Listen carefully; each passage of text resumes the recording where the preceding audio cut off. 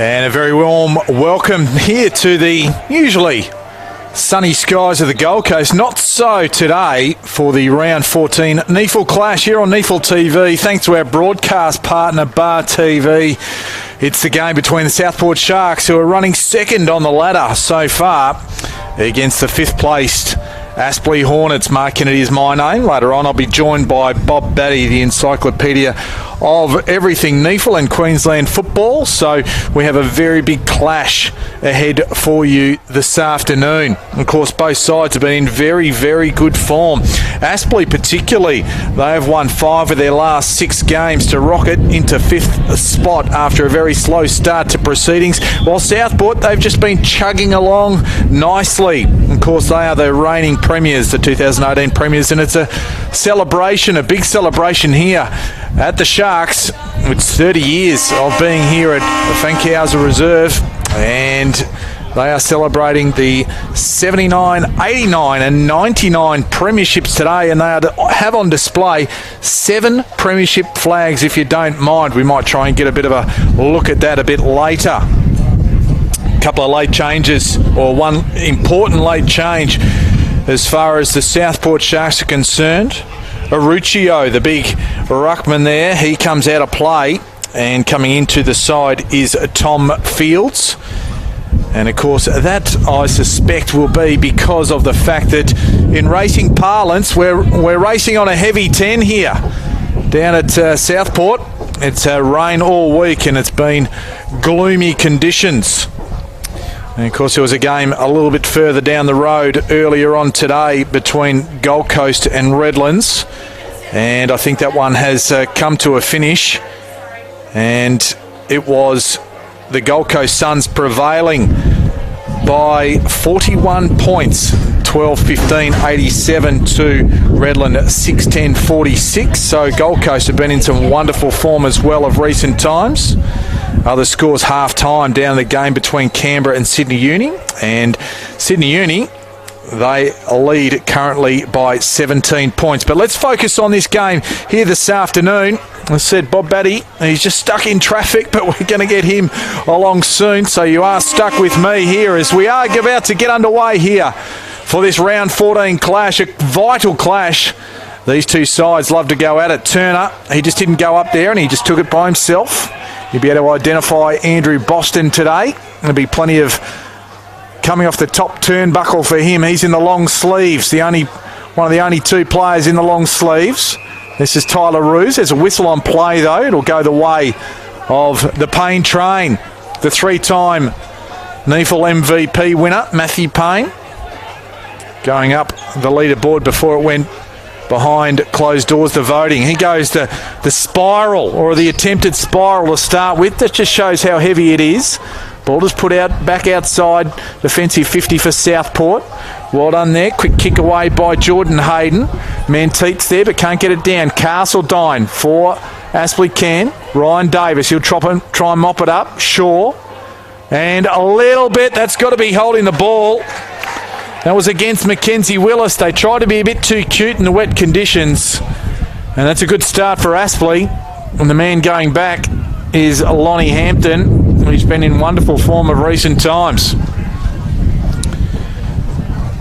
A bit of rain starting to come in here. You can hear the wind in the microphones too as Hampton comes in, and easy as you like, gets the first score. It's a goal on the board, and it goes the way of the visiting side, the Hornets.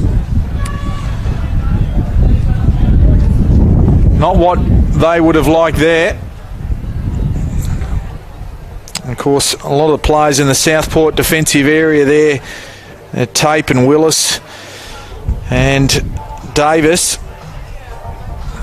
A little bit too cutesy back there. It is that day for just making ground and going about your business.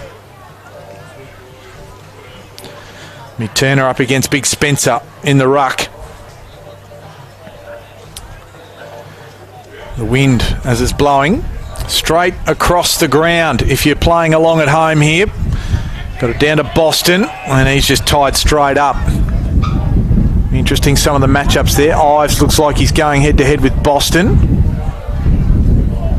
Turner over the top of Spencer there. Forward, he couldn't take it with him. Ives did well. Been in tremendous nick as Ives. Ball just works its way out. And down there is Bulch. Kick wasn't his best. Boston just puts it back with a bit of interest, but only gets it as far as Lawrence. Lawrence, middle of the ground, just finds his teammate and Jordan Hayden. He'd be very adept in these conditions, being a Tasmanian. Out wider, Ives. Not sure where to go as the bit of zoning off goes on. Low and hard. Kick wasn't a good one, only finds Matt Shaw. So Shaw behind centre, out of side. Low and hard. And that's a free kick. It's a holding free kick. It will go the way of Tom Fields, who was that late inclusion. Goes quickly. First foray forward. The punch from Allen was there along with Dawson. Allen gets it back. Goes up towards Lawrence. He couldn't quite hold it long enough according to the umpire. Fields lays the tackle. Lawrence on hands and knees. There'll be plenty of this sort of action here this afternoon. And the umpire will come in and ball this up.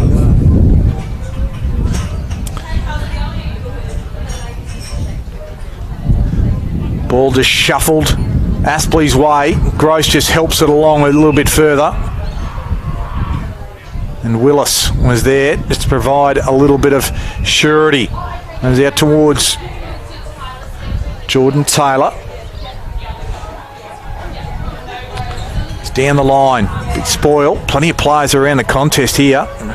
Again goes forward Southport's way. They get it to half forward, but it's out of bounds on that outer side.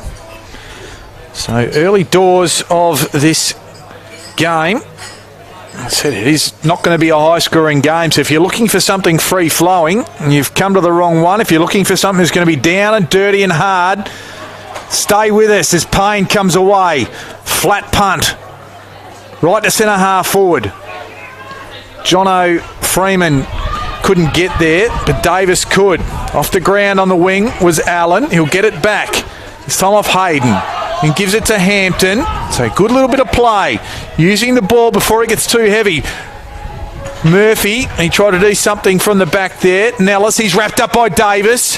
He almost submitted and the umpire believes he did, and that's holding the ball going against him. So Ryan Davis will take the free kick.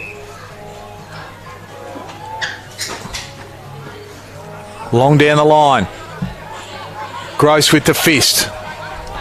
Payne tried to get a cheeky one away, couldn't do anything effective, and Lawrence takes it over the line, slides it over. So opening exchanges, of course, these two sides don't mind a scrap against each other. We've had a couple of games so far, and it's Southport that have come away in two hard-fought wins so far. Turner wrapped up by Spencer and also Gross.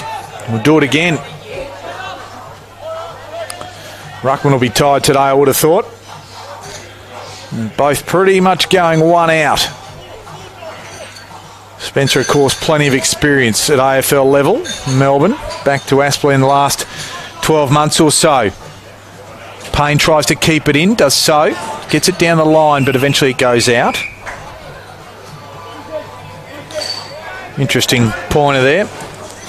Plenty of Tasmanians in this Aspley side, so we'll get to this. They'll handle the conditions really well. Turner, the free kick on play, so it'll go the way of Spencer. He's not happy about it either. Turner too high. Was going to give it to Gross, but now the big man's going to be forced to kick it. A long way from hand to foot. Taylor with the spoil. Reeves through one, gets under another one, then tries to get a cheeky kick away. Nothing real effective there. Mantee trying to drag it in. That's dangerous play on a day like today. Plenty of bodies around this. And Taylor, and a little bit of push me, shove you, as he going to the ground pretty heavily. There was Stackelberg. And their physicality on display. Dale just overran it. Fife. Another one of the Tasmanians. Reeves, he was taken out by Castledine. But no harm, no foul, says the umpire.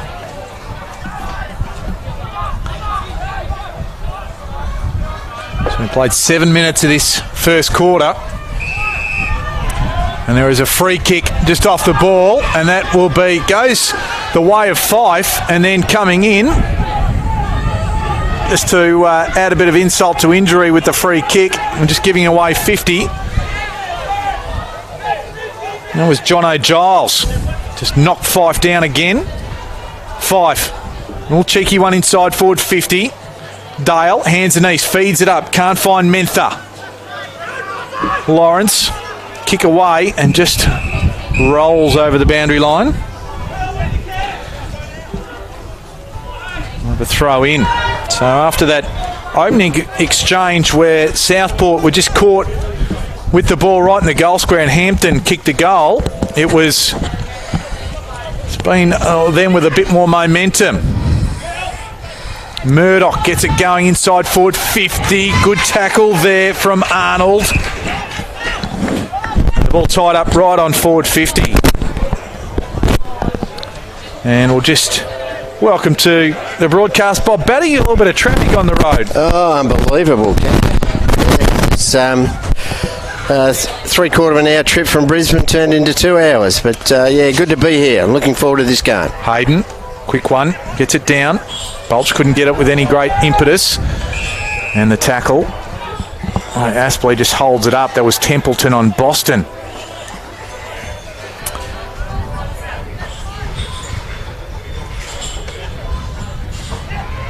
Spencer gets it down, but Southport get it out of the contest. Dawson just tried to go off the ground. Mentha was there, but Gross just sunk the slipper into it. Good tackle there, just holds it up for Southport. Reeves, he's tackled, but just gets a handball out. Templeton has his handball smothered. Castledine toes it along. Murdoch, and Southport, they're just trying to work it forward in inches at the moment. Henderson couldn't get it far. Again, plenty of bodies around the contest. Trying to bust through was Coughlin. He was going nowhere. And Bob, we're on a heavy 10 here, I think I said, to open proceedings in racing parlance. And it's going to be in tight all day. Yeah, look, it's not often you see puddles of water all over the ground, and that's what we got here today. Fields wrapped up by Lawrence. Hayden, quick kick down. That came from Shea. And just looking for metres more than anything in terms of strategy. We'll have a throw in on forward 50 there, out of side. I think we are going to get probably a little bit more rain. Players will know they're alive after a big solid day. There's plenty of rain on the way down, Logan, and certainly Pimpana, it was bucketing. It's Pimpamar for those locals playing at home. Quick kick out there. That was by Giles. Well done there. That just does it well. There is Matt Payne. He'll love these conditions. Kicks a good one. Finds Bulch. Bulch on the outer wing. Down the line. They've got numbers here. And just wrapping it up nicely. Davis. Former son. Not seeing much of that today. Over the back, Gross just punches it looking for the boundary line. Bulch was the first one there, but he's Fife in hot pursuit, and just that little fumble allowed a little bit of extra pressure to come in. Good mark there from Davis, wasn't it? A wet ball. There won't be too many of those big, strong marks. He been a tower of strength down there in defence for Southport. Ball thrown in again. Turner tried to put a saddle on Spencer. Numbers around it again. Almost fed out forwards there. Gross is over the top of him. And you feel at different points in time. I'm just happy to submit to a ball up just to let it restart again. Boston comes through. Can't do anything. Yeah, who did you pick in this one, Kanga, at the start of play?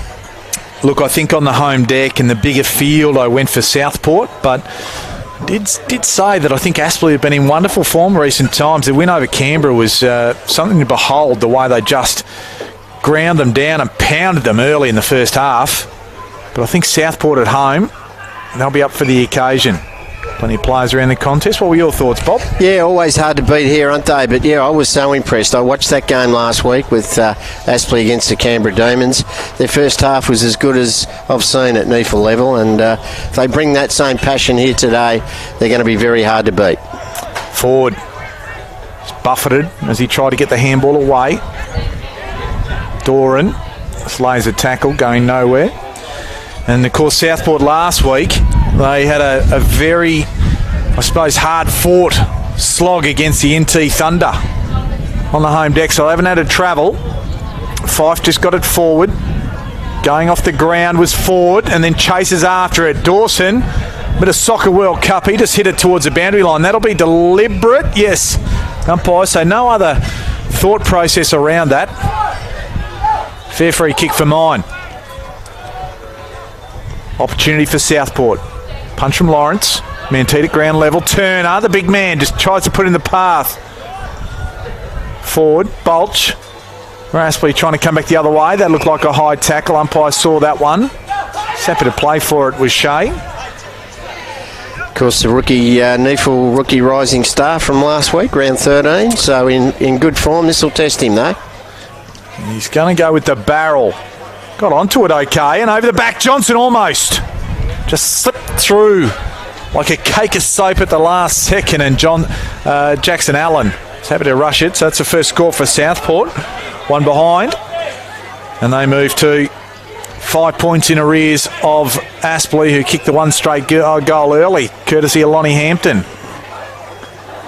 And out wide to Hayden.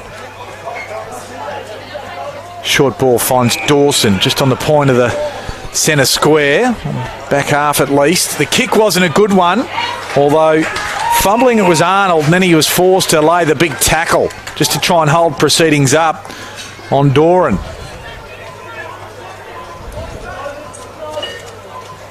Umpire asking the two ruckmen to separate, get the metre. Spencer got it away. Going to ground was Doran, so I think he'll incur the free kick against him. It's the rule these days. Yep. You happy with that one, Bob? Yeah. No, I wasn't sure which way the umpire was going to play it because Templeton's booted the ball, and it could have. Luckily, it wasn't. It was to his advantage. Nobody on the mark, so Ives took advantage of that. Turner went for the chest mark, had it punched away from him. Just kicked forward by the Sharks. Handball comes out.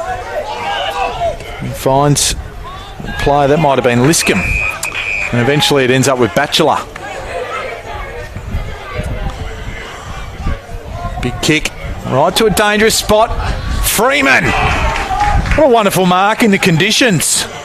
Just fought his opponent off nicely and got the two mitts up to it. Nice mark, Bob. Yeah, look, he started very, very well last week. Kicked 2 goals in the first quarter and really looked dangerous. Didn't get a bag of goals, but their forward line worked very, very well with him as the spearhead. Freeman comes in. Good off the boot. That's 2 for Aspley. A nice lead. They're not going to be long quarters, you wouldn't suspect today. But after 16 minutes, they move to 2 goals straight. 12. Aspley, just the one behind. Yeah, their forward line last week headed by Freeman, but Stackelberg was the key target. Took some fantastic contested marks, and probably the year last year. He was.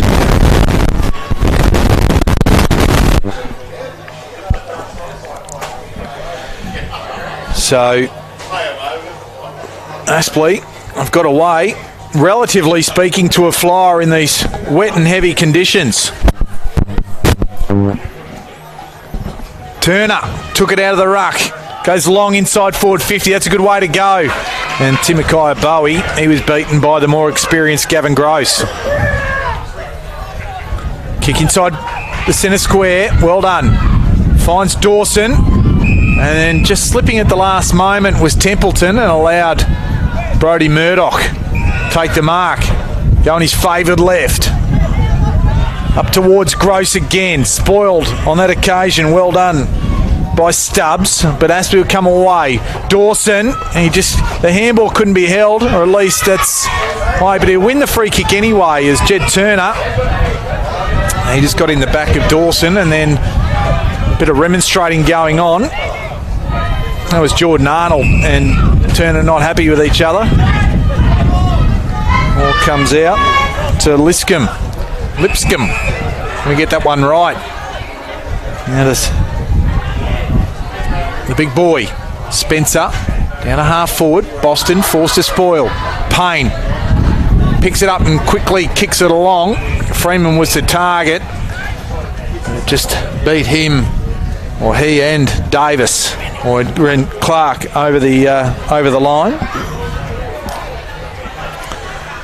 So Aspley, can't say they've had the better of all the proceedings, but they've been able to just get the score on the board.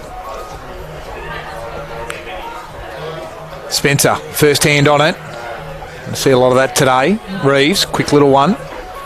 Ruse just had his kick smothered. Ricochets over the boundary line. Just loved their intensity last week, Kanga, and all over the ground. They really gel really well together, and with Lawrence and also John O'Giles back in, they look even stronger, I reckon, today. Ball in again. Of course, wet conditions always tend to be a bit of a leveller. Davis couldn't extract it. Goes again. It's got to be a good dozen to 15 players around that contest. Nobody backward of centre. Southport's way behind the play. They're all around the footy. Spencer gets it out. Ruse first there. Try to feed it back. Now does so. Second attempt. And Shea was there.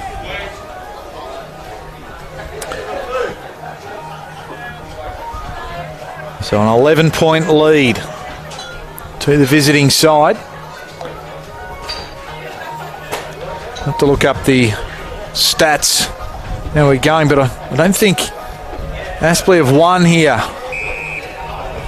at Southport's home ground for, it's got to be 2 or 3 years. Of course, Southport have got their 79, 89 and 99 Premiership reunion day today. Also, Kanga. A big day for the Sharks. Bit late on the scene, Bob. Already talked about that one, but we'll talk about it some more as we go along. Well done there by Lawrence. Just launches it back inside forward 50. Better there by Clark, just against Davis. Boston.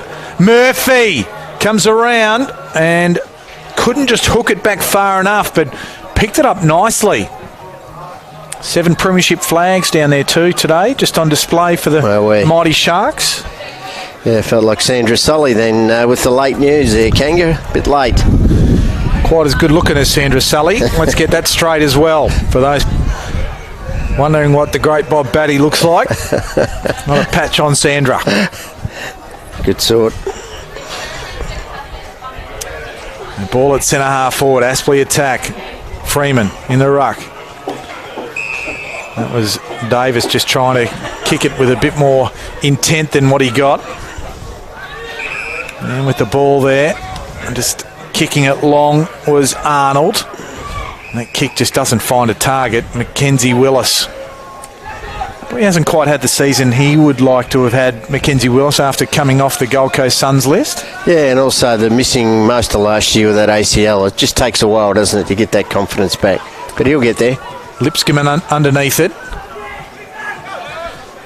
And plenty of players around this ball.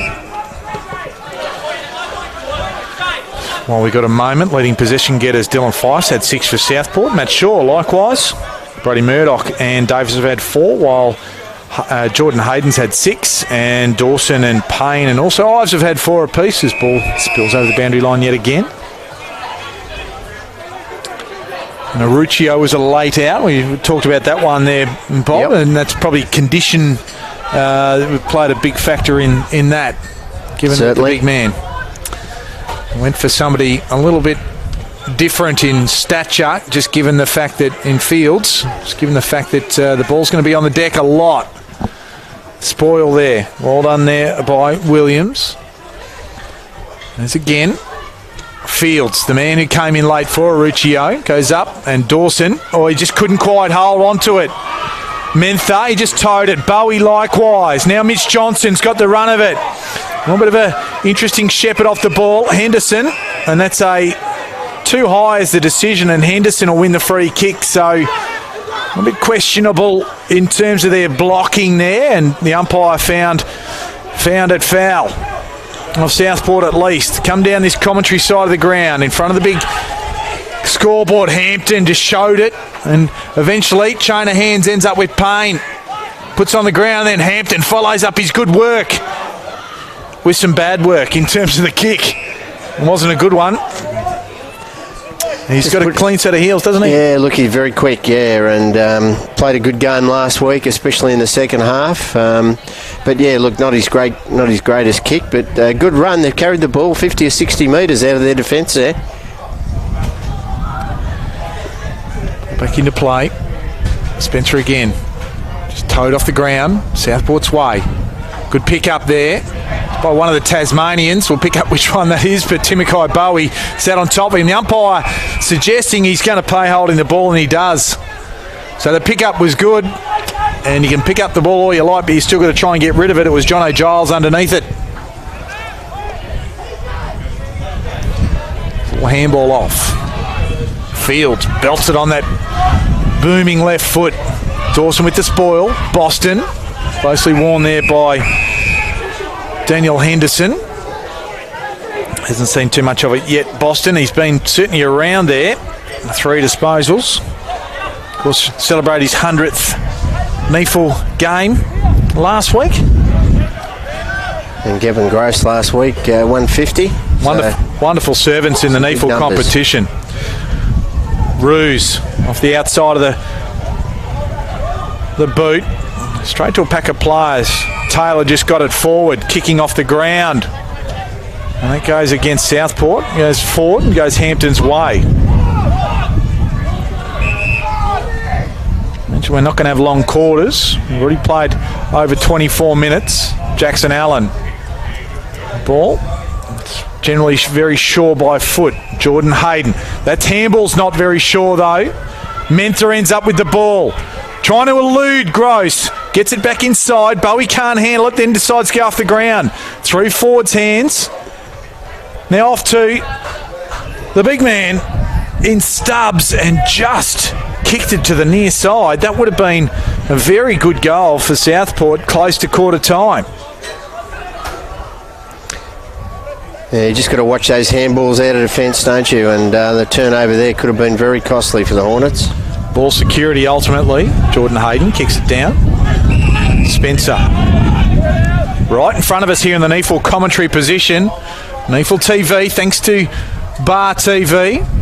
Front spot was Tate. Good pick up by Reeves. Feeds it out. Shea. Whoop, just losing his footing there was Williams. Allowed Aspley to go forward. And get it forward. Nellis patted it in front of him. It was Stackelberg who got it down towards him. We'll have a throw in. Love that matchup, Jackson Allen, and he's got his hands full today, hasn't he, with Mitch Johnson there. They're very, very elusive forward for the Sharks. Great matchup. Had the better of him a few times. Murphy avoids a tackle. The kick from Arnold wasn't effective. Whistle on play. It's holding the man. And Boston will be the recipient here. Half back. Just urging his players to go to where he's going to kick the ball. Short little one there. And that's Lipscomb.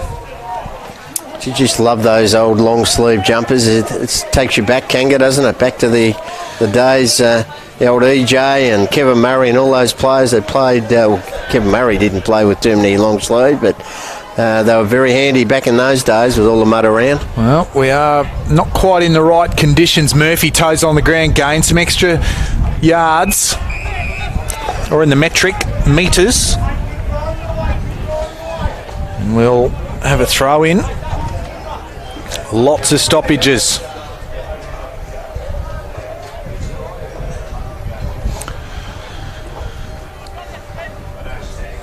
It is Aspley by 11 points. Plenty of players around the contest. Reeves just bending over. Payne down there. No great surprise. Just towing it forward was Taylor. Well done by Henderson. Just put in the path of Dawson, but just couldn't quite reach him. Lipscomb has his handball intercepted by Dale. Trying to get it up there was Lawrence, and he just seemed to be running forward with the ball at his toes, and then ran into a player as much as anything. So no real I suppose, intent to harm, as it was high contact. Templeton got the kick. Smothered ball. Able to take the mark. Coughlin just went hard at the ball. Davis, he's tackles, he gets rid of it. Reeves, and then Mantete. He's had a change of jumper already. Went for the short sleeves. Johnson, we talked about him, and he's going to have to use his pace against Dawson to try and get the ball through. He'll harass, but Dawson was clever, but they'll lose the ball. Johnson goes again, and then just getting back as well is Lipscomb. We get involved there, the young man from Wilston Grange, Jack Lipscomb. A lateral kick to the outer side finds Jackson Allen. Yeah, the youngsters last week, Bolsh and Lipscomb, were very, very good under some heat there from the Canberra Demons. They showed a lot of character. Tape over the back of he and Stackelberg. That's not a bad matchup today as well. Hands and knees. That was Murdoch. Kick smothered. That was Ruse's kick that was smothered. Although I think it might have come off an Aspley foot, perhaps. Because Ruse is signalling that he'll have the free kick. Thank you very much. Have to push back a little while, I think, to see Southport's last goalless quarter. Hayden couldn't handle it, and then forced to do the tackling on Doran.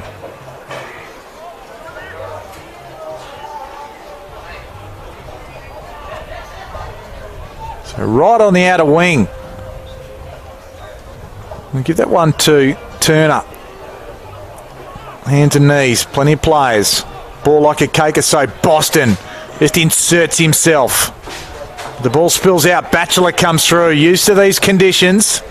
Gets it to half forward. Just through the hands of Clark, but he does well enough to get it to Murdoch. Just kicks it to space and says, Jordan Taylor, run. Hot in pursuit is Matty Payne. Does he well. Works him off. It does Payne. Experience there. Comes to the fore and gets it to Freeman. Nice bit of work. It comes from probably 15 to 16 seasons of experience, doesn't it? Just great use of the body in these wet conditions, and worked him off the footy and then hit him on the lead. Great play, Matty Payne.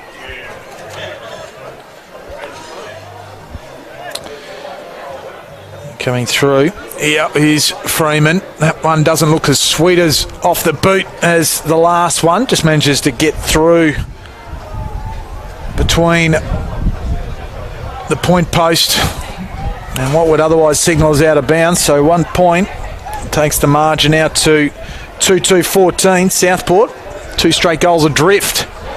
And they just have the 2 behinds. A short kick in, finds Ruse in the pocket. He'll likely come up the line. Very rare that they might try and switch on a day like today. He's out wide. Dale, it's a target. And the ball off hands goes out of bounds.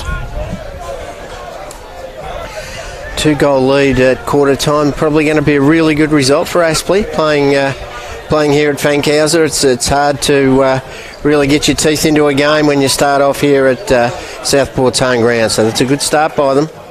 Spencer just tried to barrel it his way with his hand. Ball just spills out.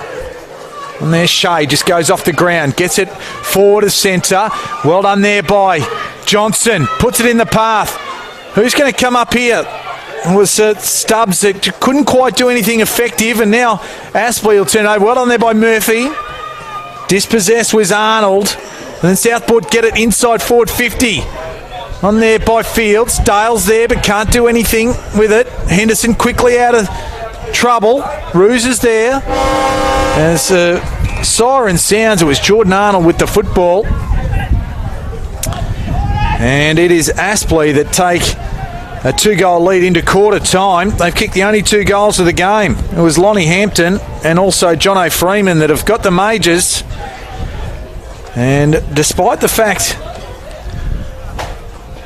that there's a fair bit of levelness, I suppose, or evenness around this contest. Aspley taking their chances by batting.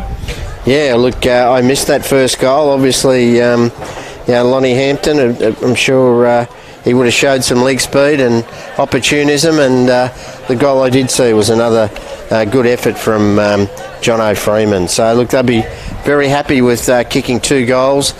There seemed to be a slight breeze, if anything, going up into their face as they kicked that way. So, look, it might be a good start for Aspley. I think they just won the contest at ground level, I think, and put their bodies in and had more numbers around the footy, and that's what's going to win the game of footy today, numbers around the footy.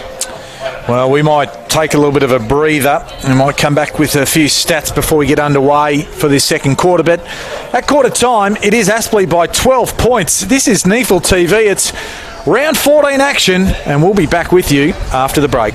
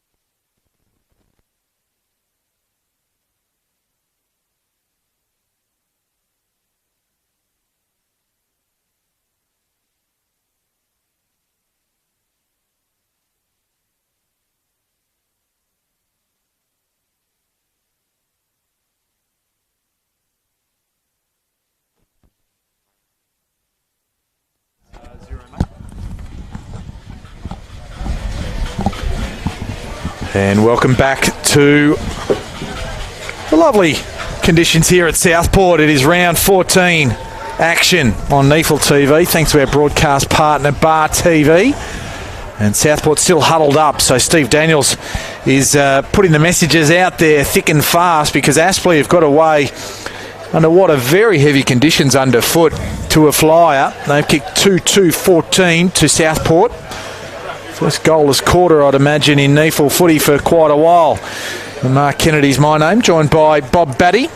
And Bob, rough and tumble out there today. Yeah, look, it's just going to be first get the hands on the footy and control the footy and be clean with the footy. And that's going to be the tough ask today in these conditions. It is very, very, very wet. The Southport ground here at Fankhauser does hold that rain, doesn't it? The surface water, and it's really going to be slippery and puddles all over the place, and going to be a tough afternoon for these boys. They're going to earn their dough today. Leading possession getters on both sides. Murdoch, Fife, Reeves and Shaw have got 6 apiece. Boston and Ruse with 5. And while Aspley have Hayden with 8, Payne with 7. He was excellent in the first quarter. Giles, Arnold and Murphy with 6. Inside 50s were 11-9 as we're underway again. Southport will kick to the right of your screen this time. As Boston gets it away. Half forward. Working hard there is Ford. He just toes it in front of him. In fact, it's Mentha in front of Dawson. Then he just had a fresh air shot, so Fields gets on his favoured left foot, so he gets a bit more purchase on it. That was just trying to work it forward. Might have been Reeves up there, is it? No, it's Stubbs. Forward. Fields has his kick smothered. Goes again. It fell back into his arms. There's plenty of players all of a sudden converge on this football, and it's Lawrence who lays the tackle that helps tie it up in conjunction with Arnold and getting up from it. The contest there. Pick him up in a minute. Ryan Davis, who looks like he's playing up forward all of a sudden.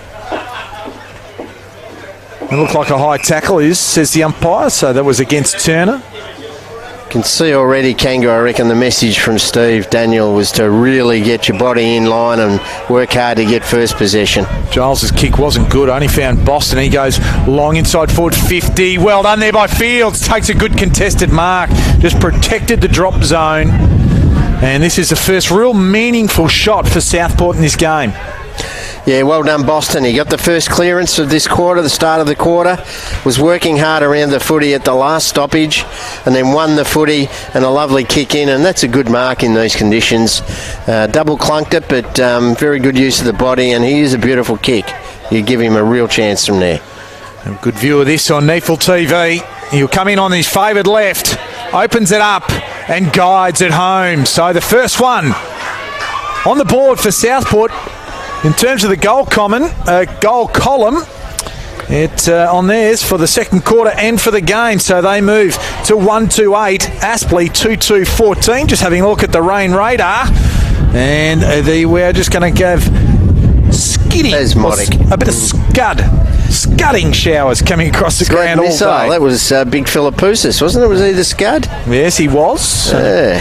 And of course, Wimbledon on at the moment. The Ash Barty show, hopefully going to continue on there. Oh, isn't she playing well, and such a great ambassador for the game of tennis, isn't she? It's a breath of fresh air, and after what we've had to put up with for a few years from some of the men tennis players, but great work, Ash Barty. Good. That's Bob Batty not naming names there. Well, I think everyone knows who they are. Of course, one played mixed doubles last night, slid into somebody else's DMs apparently to find his mixed doubles partner. You know what the DMs are? The ball just held up after that initial bounce down. Spencer just took a swipe at it, gets it down to Payne, who ran onto it. Nice bit of play there. Ball inside forward 50. Taylor goes hard at it. Ives is there to apply the pressure. The outer side. Well done there by Bulch. Gets it towards Stackelberg, and right there with him is Mackenzie Willis. His light rain just continuing to fall. Ball out of sight, out of bounds. Aspley attack. Yeah, big job there given to Jordan Taylor on Stackelberg. He was very good last week, as I mentioned, so big job for Geordie Taylor on him. Hayden dispossessed. Dale lays the tackle. This will be a ball up as well. So one straight goal, the difference now. More worried about all my team sheets just hanging on here. Just seeing a little bit of the...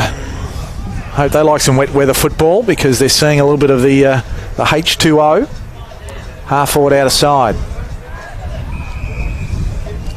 Of course, we had the Gold Coast Suns winners over the Redland, and it's very close down there between Sydney University and Canberra. 5 points in favour of the students at three-quarter time. Kenzie Willis and Hampton just going at it. Tackle laid, ball squeezed out. Fife is there. Right there was Payne. Bolts just toes it along, and emerging with it was Hampton. Inside forward 50. It's going to skid. And it's scud through for a goal. That's 2 for Lonnie Hampton, and that's a very good goal.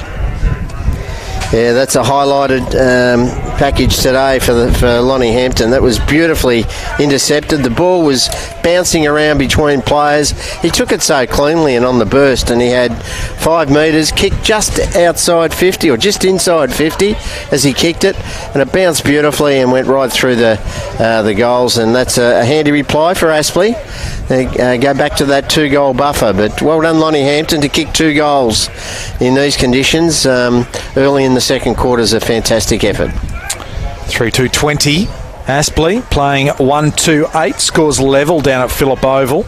Canberra 76 apiece. 5.5 or nearly 6 minutes gone down there. If you're watching NEAFL TV, thanks for joining us here in beautiful Queensland. Rainy one day and probably a bit rainy the next as well. Payne emerges with it, does well. Bolch just shows it and then was held up, and he gave it up forward. Kicked to half forward. Johnson's there with his antagonist Jackson Allen. Jackson Allen does a bit better than day 4. And it's a throw. So Jackson Allen did do a bit better until he threw the ball. Pressure from Mitch Johnson. Notice Matty Shaw there getting stuck into Bolsh there behind play. They're having a push and shove at the centre bounce, and then he got pinged there, and Matty Shaw let him know. So a lot of experience there, Matt Shaw, up against a youngster there in Bolsh. So Mitch Johnson clearly fancies himself because he's gone back from everything from 50 metres, gives it everything he can, but it was offline anyway. Fields just protected the drop zone well. Hands and knees there. Bolch is there. Shaw will be around there somewhere as well.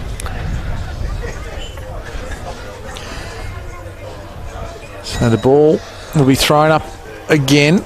Spencer hits it clear. Templeton picks it up. Boston with the tackle, but he just wriggled free to Templeton, and Dawson gets it a little bit further afield. Good hands there by Freeman.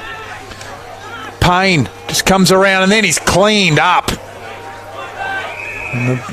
after the kick, and it was Freeman that went to remonstrate. Payne, like the Energizer bunny that he is, 30, how old is he? 33, I think. Yeah, coming up 34. Little Energizer bunny, he got straight back to his feet. Turner off the ground. Henderson couldn't handle it. Off the ground there was Ford. Johnson fed it up, but Dawson was right there, Johnny on the spot, because Ford was running past, trying to zoom away. Ball over the boundary line. We'll do it again. He's had a very consistent year, hasn't he, Liam Dawson, back there in defence for Aspley Hornets. He's really found his niche back there, and with Gavin Gross and Jackson Allen, they've formed a very strong defence. The players tangling arms. It'll be interesting to see what this one is. It goes the way of the big man Jed Turner, and Spencer is not happy about it whatsoever. He went back expecting the free kick himself. Both players had their arms tangled above each other's shoulders. Turner just launches it down. Gross had front spot, and like the proficient defender that he is, he just guides it nicely towards the boundary line and finds it. Very important, isn't he, the big fella in Jake Spencer. He's been a great pickup for Aspley. This is his second year in the NEAFL, and NEAFL Team of the Year last year. Plenty of players around it again. 12 points of margin. That's holding the ball. So the Southport player was trapped underneath, didn't make an attempt, and that was ruse. So we'll go the way of Callan Castledine, the former Western Magpie, Grogan medalist. For those that know, yes, the medals here in Queensland in the QAFL competition. through the arms of Manteet. Spencer quickly off the deck. He just picked it up and threw it on the boot. Willis just tried to put it in the path of a teammate, Reeves, and that's holding the ball. Well done there by Freeman. Contest, the big man, he's actually competing well. Yes, very good tackle.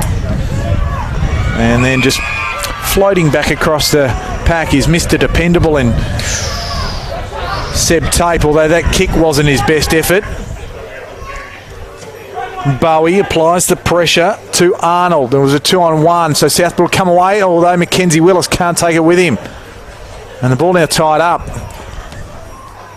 So surety in ball handling is key, especially on a day when the ball's a bit like soap. Yeah, well, Mackenzie Willis, former Tasmanian, you'd think he would have been used to those sort of conditions, but not on that occasion. I reckon we've got at least 8 to 10 Tasmanians. We'll do a bit of a count shortly. They tan by the light of an iPhone, so they do stand out. You like that one, Bob?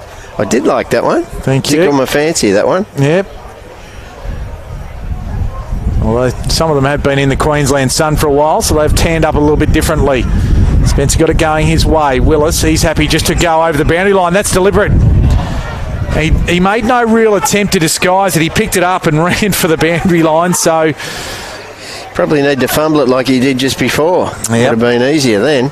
And James Ives is the man. And through my binoculars, as the rain just persists down.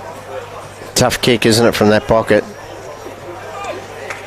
He's certainly giving himself a chance. He goes off the check side. That is a wonderful goal. An unlikely scenario, given the heavy ball, to be able to swing it back towards or between the two posts, and James Ives, class. Yeah, good finish from James Ives. It's the co-captain this year, his first year as co-captain of the Hornets. Been a great leader over many, many years for Queensland at under 16 and under 18 level in national championships. And he's really enjoying that role as co-captain of the Aspley Hornets, and a very handy goal, 3-goal buffer, and we've gone 11 minutes into the second quarter. Rain coming down a little heavier now. A fair bit of slip sliding away. And away again, going Southport's way. Dale tried to trap it with his foot and then just couldn't take advantage of it. Reeves, he's taken high, so he'll win the free kick. In fact, it's Shea. Ruse ran past, not honoured with the kick. Nice barrel, though. Inside forward 50. Plenty of players around the contest. The ball just ricochets out. Shea got it again. Just got it forward. Davis didn't get anything worthwhile. Lipscomb provided the pressure. Ives is in there, and the ball over the boundary line. Another throw in. It's not doing my iPad with the stats on it any joy this rain. Thankfully, you're home dry, watching us on NEAFL TV in the comfort maybe of your lounge room, maybe on your mobile phone. And there by Stackelberg. Didn't get it far. Manteet couldn't handle it, but just towed it in the finish. Davis just lays on the ball, lays on the possession getter from Aspley. Just to tie the ball up. It's Jordan Arnold. Nellis just playing as that second ruckman to give Spencer a bit of a break. Hampton kicked a couple of goals. He was in amongst that. And Doran's right there with him. Nellis does well, just bats it with his left hand. Fields gets it going on the left, and that's a nice mark there. Dawson, yes it is, the former Lion. It's out wide, you saw the splash of water come off his boot as he kicked it. Murphy just batted it forward. Ruse just tried to put it in the path of a teammate, did well in the finish. Mackenzie Willis now to Manteet, and his kick off one step. Didn't get any great purchase off it, and got it to Ives. Just holding sway here, Aspley, at the moment. They are playing in front, and kicks are dropping short. Through the hands of Spencer. Well done by Fields, just pretty short, and then kicked the big up and under. Hayden was, absolutely pummeled there by Davis. Davis gives up a little bit ginger from the hard contact with the ground, if that's possible, under the conditions. Two second-string ruckmen going at it. Fields does well. Bowie just trying to play a bit of soccer, does it well, gets it going his way. Well done there by Mentha to Davis. Open forward line all of a sudden. Dawson, handballs for Lipscomb. Little handball finds Ives, but still under pressure. Castledine down the line. Southport have the numbers. Boston just wraps it up easily. Just can't get anything going though, Southport, when they really get inside forward 50, because the numbers and the experience are going with Aspley at the moment. Shaw had front spot, punched away from him though. Plenty of bodies around it. Reeves lays the tackle on Lawrence. A bit of a wrestling move, if nothing else, taking a leaf out of the Mexican wrestler. Boston's toolkit. Gross picks it up from inside 50, just off the one step, up towards Freeman, and also Davis is there. In fact, it was Clark. And go again. Ball batted out of the way. Turner. Off the deck he goes. Henderson just ripped away from him. Davis, little cheeky kick now. The foot race is on. Stubbs and also Dawson. Dawson, he's happy to get it out there, and they appeal for deliberate, but Dawson disguised it pretty well for me. Yeah, certainly. You can see his intent, but it was disguised pretty well. He nearly got his hand on it before it just trickled over the line. Well, back into play. A bit of noise starting to come from the Premiership players. The 79, 89, 99 here at the Sharks. Big reunion. I think she's going to get a fair bit more rowdy this afternoon. I hear they're inducting 15 more players into their Hall of Fame tonight at a function as well. Big day for the Southport Sharks, and what success they've had over the last 3 decades. Sensational. Fearsome opponents they always were, particularly back in those 80s and 90s. I suffered at the hands of a few times myself. The ball tied up underneath plenty. Aspley defence, as I said, they're very solid, aren't they? They don't give much away. They're playing in front, and they're really working the percentages. Davis for Southport stands up, does well, kicks it quickly towards goal, right to the line, and Mr. Dependable Gavin Groves bats it over the line. So 1 minor, 1-3-9 Southport Aspley. 4-2-26. Lead is 17 points. Groves to himself and then kicks it long. Unable to hold it there was Clark through his legs, and then Ives tried to go off the ground. Freeman likewise. He got a little bit more purchase on it. And right on the centre wing, down in front of us here in the NEAFL commentary position. We'll see the throw in. We're on NEAFL TV. Round 14 action. Thanks to our broadcast partner, Bar TV. How are you seeing it, Bob? Yeah, no, Aspley really doing a good job, aren't they? And Southport got their hands full trying to get back into this. Payne did well. Quick chain of handballs, or at least trying to. Hampton was dispossessed. Bolster was in there too. Henderson, a little bit tentative. Ford did well. Boston, quick kick forward, but Dawson, the spare man back, just taking charge. And now they're breaking out to the middle. Jordan Hayden's got room to move through the centre circle here. Goes long. Jordan Taylor works off his man, and that was a nice mark. That was by Manteed. I think he was even surprised he took it on the conditions. Reeves couldn't quite get it up. Nellis, he hasn't seen much of it today. Henderson has his handball smothered. Then lays the tackle, does it well. Keeps the ball in the area. Plenty of players arrive from both sides. And the cavalry, the combined cavalry, hold it up. That was a fantastic mark, wasn't it? They've taken a few really solid marks down there in defence. You got Clark, Seb Tape, and also Jordan Taylor. Very good overhead. Off the deck was Matt Shaw. Got plenty on that one. And Gross, he's happy to take it out. Made 55 metres, which is probably like about 70 in the conditions currently. here under normal dry conditions, I suppose is what I'm getting at. Ball back into play. No ruckman really there, so I think the didn't quite go where it needed to, so the umpire will call it back. Davis and Boston have really lifted their work rate in this second quarter for Southport, but they really need Dylan Fife, Michael Manteet and Matt Shaw to really lift their work rate as well to get back into this contest. So ball back into play. Turner did well. Payne's there. Fife is right there, but Payne's second effort. Gets the ball, but didn't get anything on it. Templeton couldn't handle it. Spencer, little quick one forward. Hampton had it spoiled away. Well done there by Mackenzie Willis. He gets it back.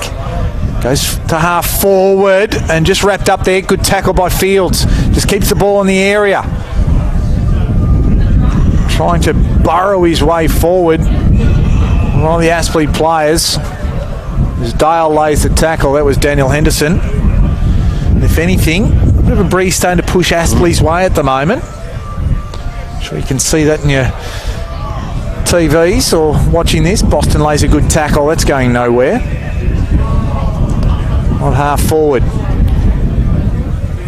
Castledine seems to be doing a bit of a job on Roos at the minute.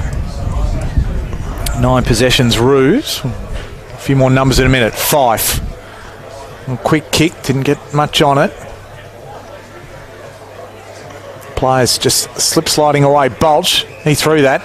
Umpire agrees, and then it's kicked away afterwards by Henderson, but not enough that it's going to warrant 50 metres. Fife will be the man that takes the kick. Bob Batty studying the numbers, and there's 50 metres.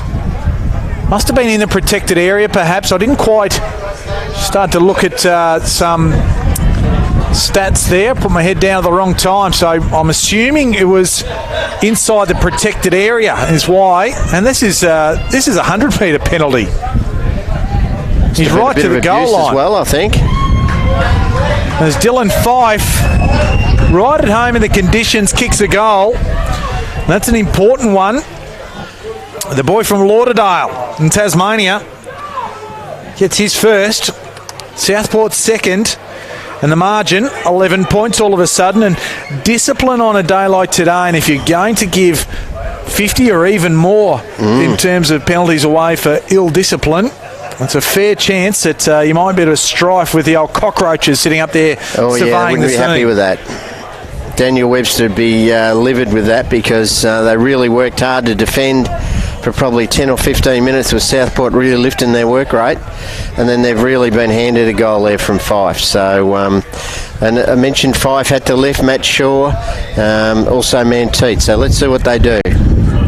Boston, Fields, Fife, Roos have all got 9 disposals. Off the ground goes Henderson. Foot races on. Henderson might just about beat everybody there. No, in fact, it was a young man in Jeffrey. Or we had a jumper replacement there. It might be Tom Jeffrey. Our man Ben was pointing out there on the stats at only 12 marks so far for Southport and 27 in these conditions for Aspley. Big difference. And it is. So just picked up the ball. A bit of push me, shove you. Of course, Tom Jeffrey, son of Nick and Brian, or grandson to Brian, playing another game for the Hornets. Coughlin. Well, there's Jeffrey. Going forward. Off the ground was Murdoch. Menteet couldn't handle it. Williams tried to come through. Reeves feeds it back. Taylor on the left foot. It's a bit on it. The ball holds up a little bit here. Probably just showing you the breeze that started to pick up. On there by Aspley. Gross was there. And Boston looks a bit ginger out there as he has plenty of players pick him up. Got the old cauliflower ear, one thinks. Oh, don't they sting on these sort of days too, Kango? That was Big Spencer with the big spoil that got El Mucho then. El Mucho. It's their man, a Mexican wrestler. Fife got it going that way and ball out of play right near the outer wing. 23 minutes gone of this second quarter. Ball back into play. Rain coming down a little harder now. Spencer tried to take it away. And Boston, and he just got it on the toe, on the fingers. His own teammate just tried to kick it off the deck. Boston goes again. Bolch was the tackler. As Boston a little bit ginger. Turner and Spencer lock it up again. To the former, but a little quick kick out by Aspley. It's out towards the boundary line. So we've had 4 goals kicked in this second quarter, 6 for the game so far. Played over 24 minutes of this second quarter, and it's Aspley by 11 points. The ruckman, they took a swipe at it. Castledine almost collected high. Mentho's in there. And plenty of players up from around there. Castledine emerges with the footy.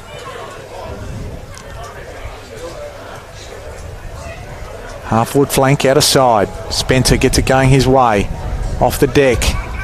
Goes Southport, but Gross comes back the other way, albeit under pressure. Jeffrey handles it well. Little left foot kick.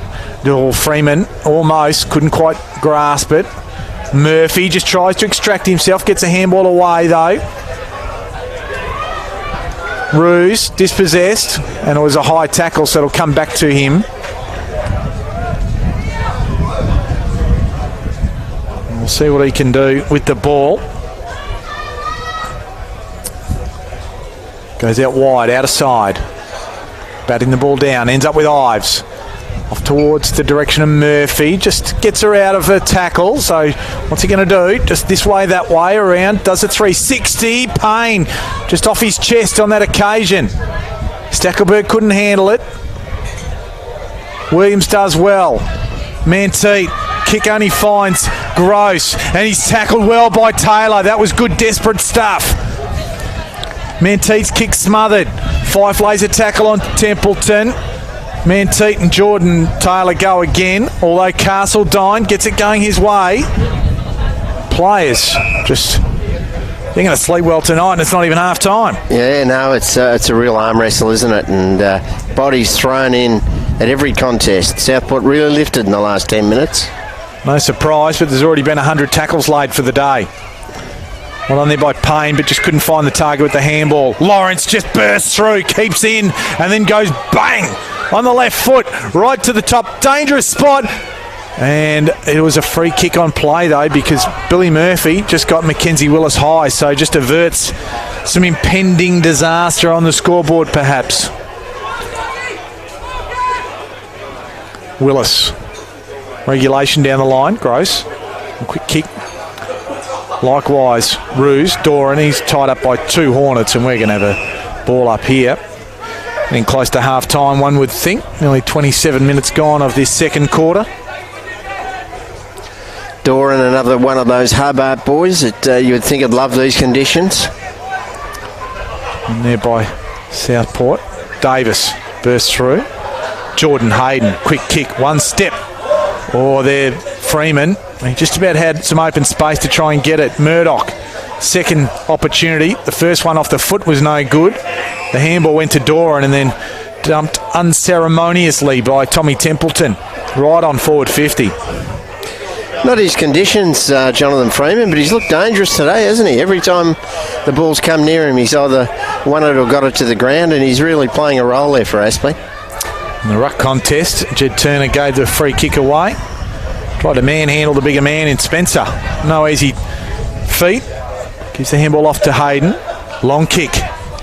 It's a hand up, does Turner as he pushed back to help out, as a good ruckman does. Ball in the pocket, Shaw, down to Reeves. And under pressure, they're happy to take the ball over the line. They won't want to concede a goal here, Southport. Aspley, conversely, they'll want to just get another one to extend the lead. Back into play. Spencer.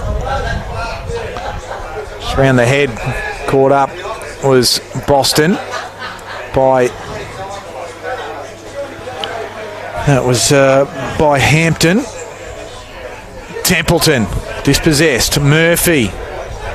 Ball gets out. It was Jackson Allen, was it, with the kick? And the long kick it was. It wasn't Jackson Jordan Allen. Arnold. Jordan Arnold.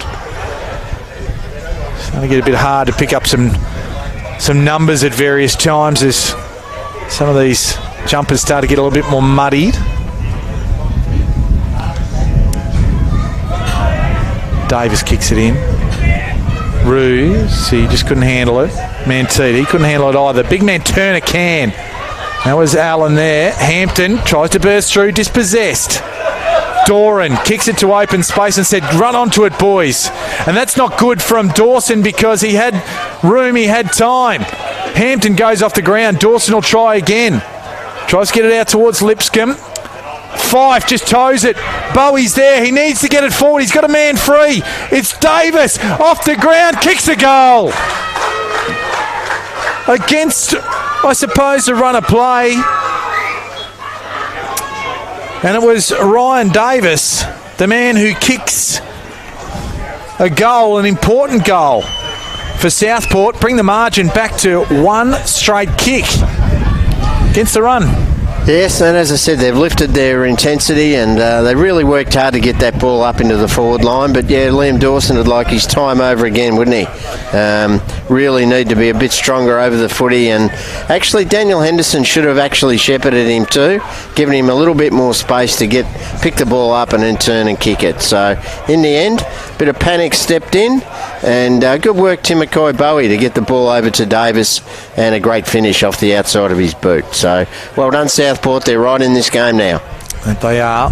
Spencer gets a hit out. Ripped off the ball was Ruse, but he just got a foot to it. Off the deck was Turner. Dale lays a tackle on an Aspley opponent. Helping out there was Bowie as well. And Arnold gets up. The umpire throws it up again.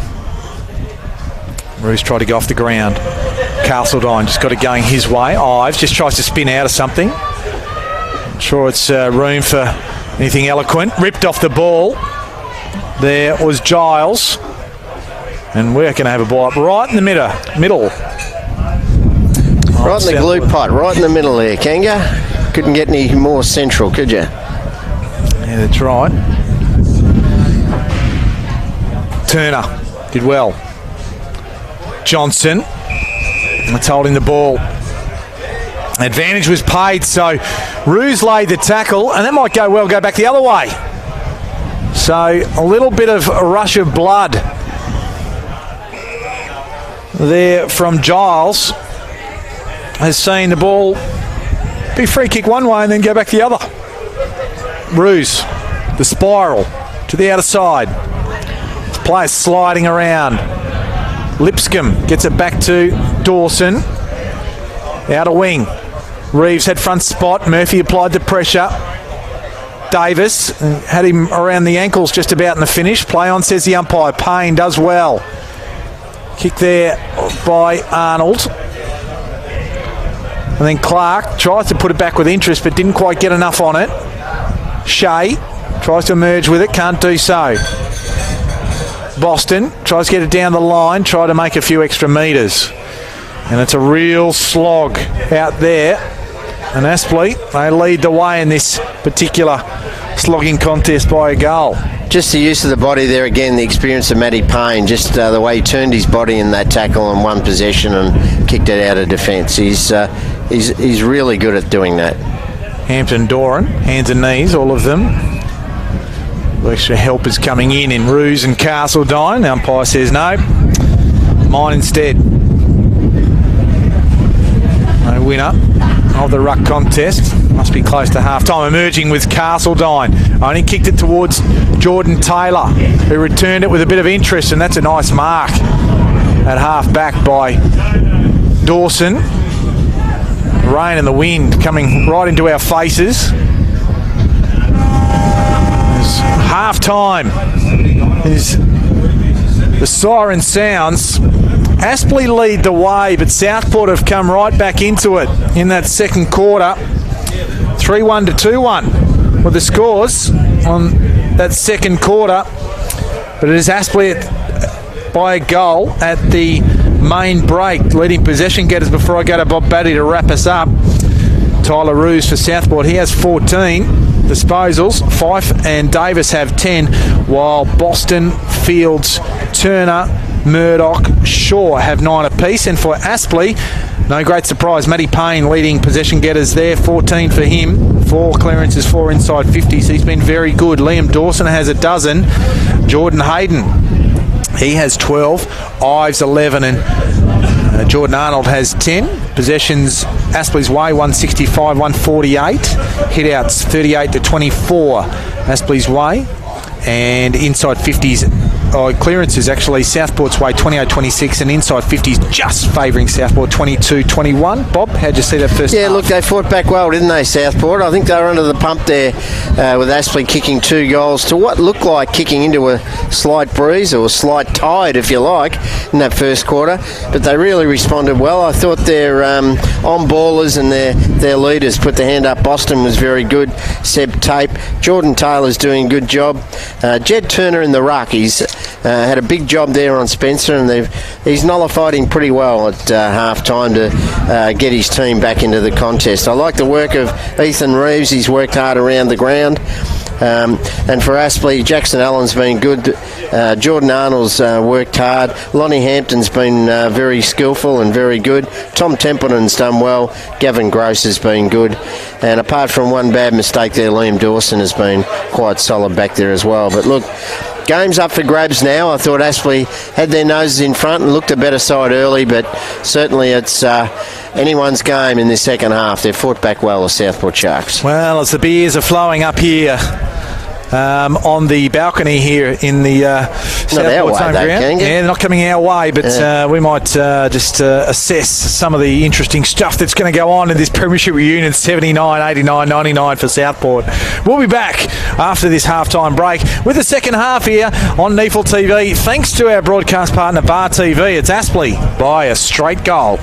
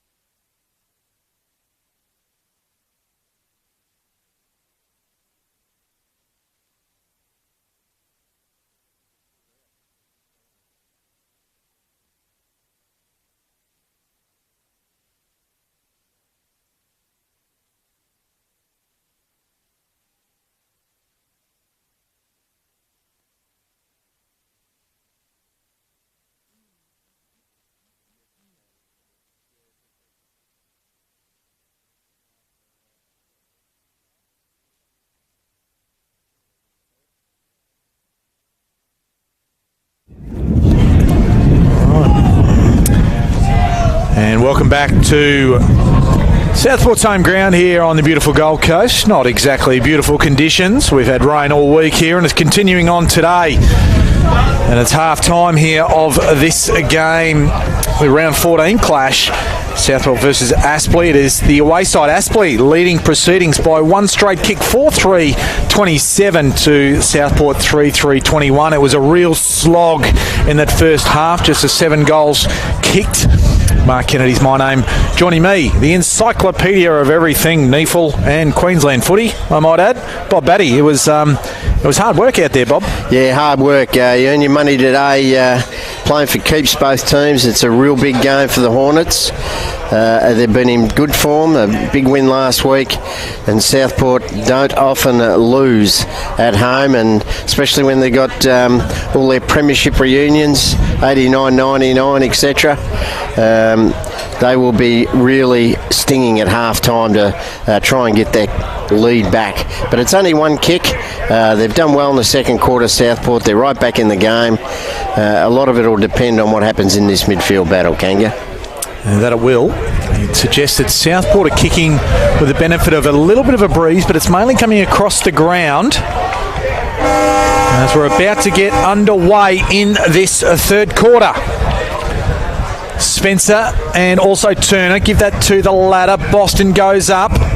There's a free kick on play. It'll go Boston's way.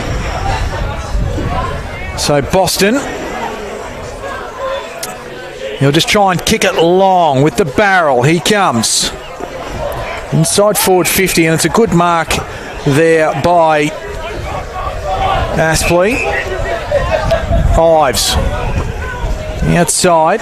Nellis being very quiet in this first quarter. Just had the one possession.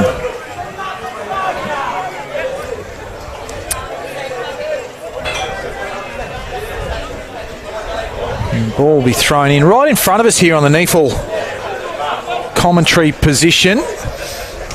Spencer just tries to bat it forward, and there's a free kick and no advantage paid.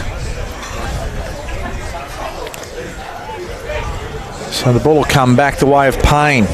Probably penalised the team then. They were really kicking it long into inside 50, and Murphy had the footy, so don't know why he called it back.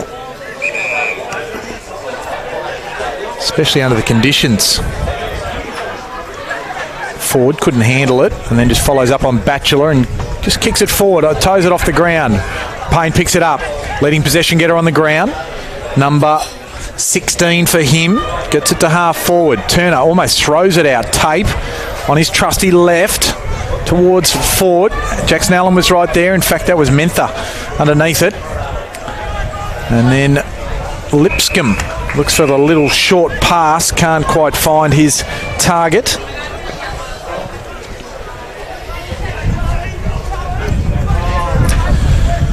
I expect more of the same. It's going to be a slog right to the end here. You can see this just about going down to the wire. And if the first half was anything to go by, Ryan Davis.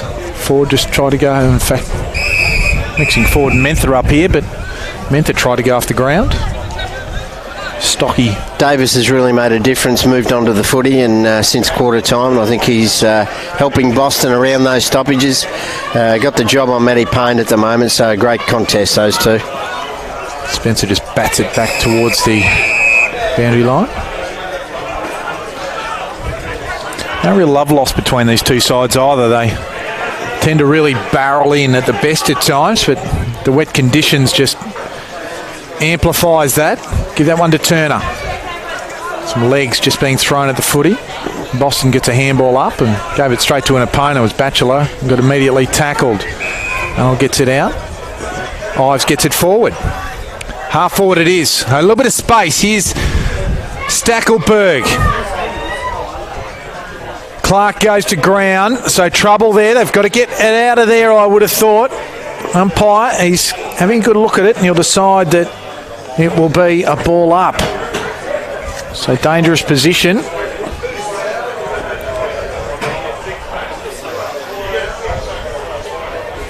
Spencer just grabs it off the ruck, and then the shot at goal was very close, hit the post.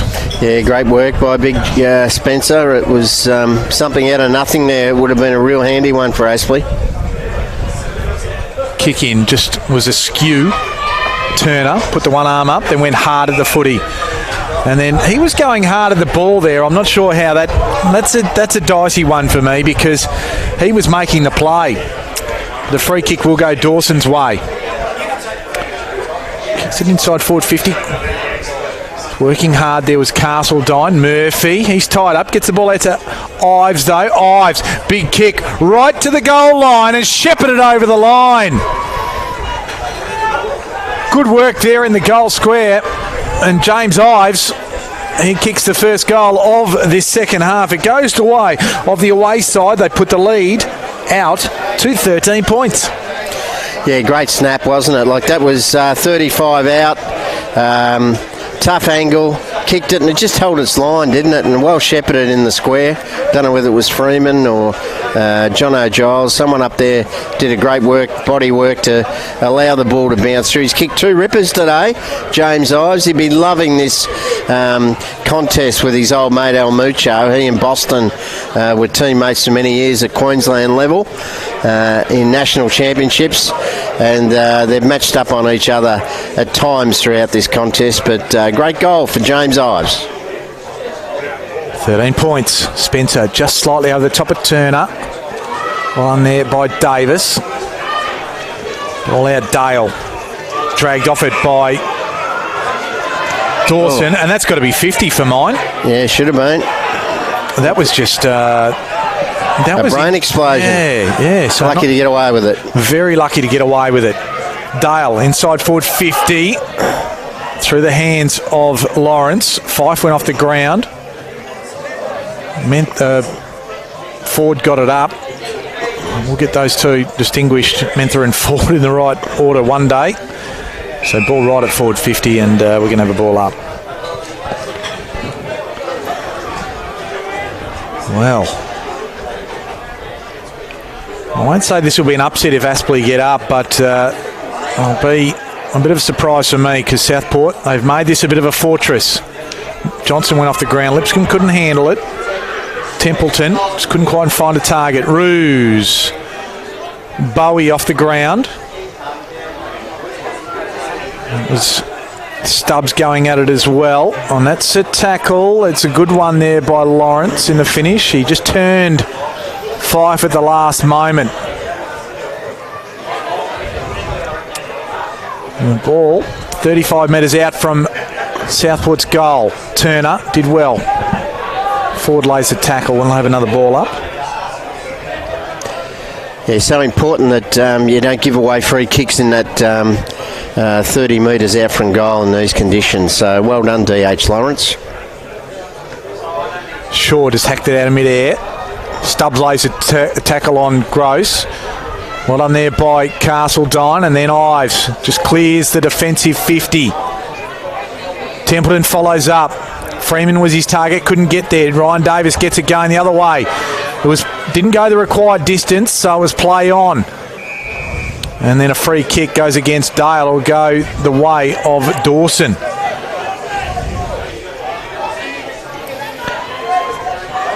Important 5 minutes here for Southport. They wouldn't want to let Aspley get another goal and get 3 goals ahead in these conditions. Dawson just kicks it backwards, goes to Gross. Safe hands there. Trying to open things up. Little chipping ball. Dangerous in these conditions, but Henderson had plenty of time to really measure. And the arms right behind it, and the body goes out wide, and that kick doesn't go the way he would like. And Shaw, Matt Shaw, low, hard, inside forward 50. Dawson wins it at front spot. Payne goes off the ground. As past Shaw. Bolch just does it nicely, gets around Turner easily and kicks it long to half forward, out of side. Williams is there, Coughlin's there as well. And Williams just keeps it in front of him. Manages to put it out of harm's way at this point. Out of bounds. Yeah, not really their conditions, Williams and Shaw, but they do need, Southport do need those two to lift. They've got the leg speed and the run and carry in these conditions to get the ball forward and cause some havoc, but they haven't really impacted the ledger today. In the background of the boundary umpire, I see the car of Brian Jeffrey watching his grandson Tom have a run around. Long time serving of Queensland football, Brian. And ball out of play. Of course, the old Borough boy, wasn't he? Port Melbourne man. That's right. Of course, his son Nick was a good servant for Morningside, QAFL.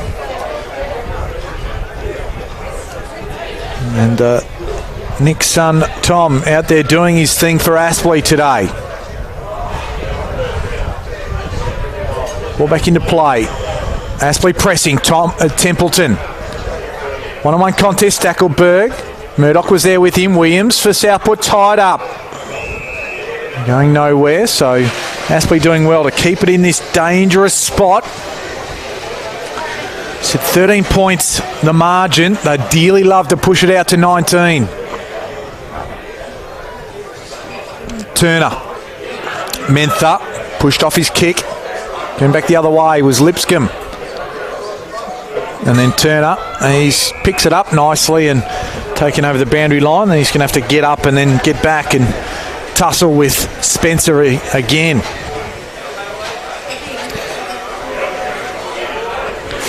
Played in premierships in 3 different sides. Jed Turner.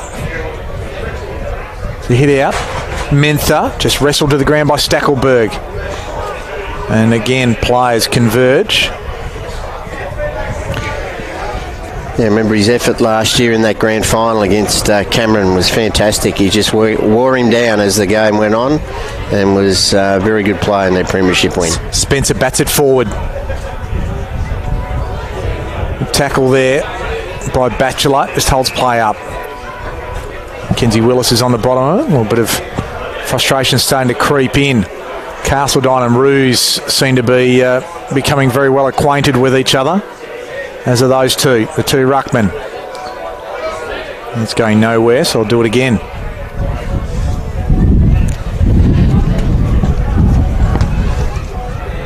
Binoculars on Castledine and Ruse, and Ruse just trying to break his way free. Castledine, he's nothing but dogmatic in the way he goes about his business. Just not letting that ball out, are they, Aspley? That's one thing that Daniel Webster and his coaching staff have done a real good job there. Forward defensive stuff's been great this year. Well, last month anyway.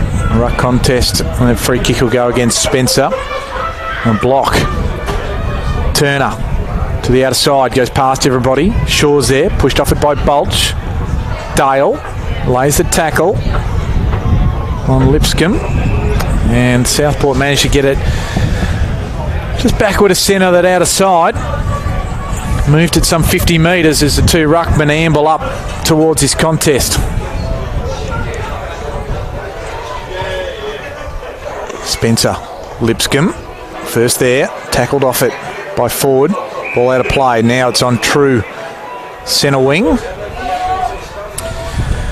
Knowing a little bit about Spencer and also Turner, I reckon they'd be good mates if they were over on the same team.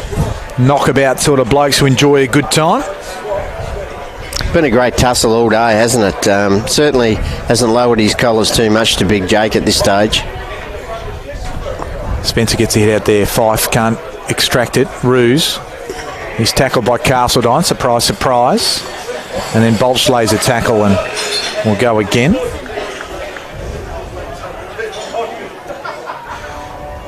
It's 47 hit-outs to 29 Aspley's way. So Spencer's held sway from that point of view, but Turner's had the 9 or the 10 disposal. So sort of cancelling out to some respect there around the ground. He's a little bit more mobile, is Turner, than Spencer.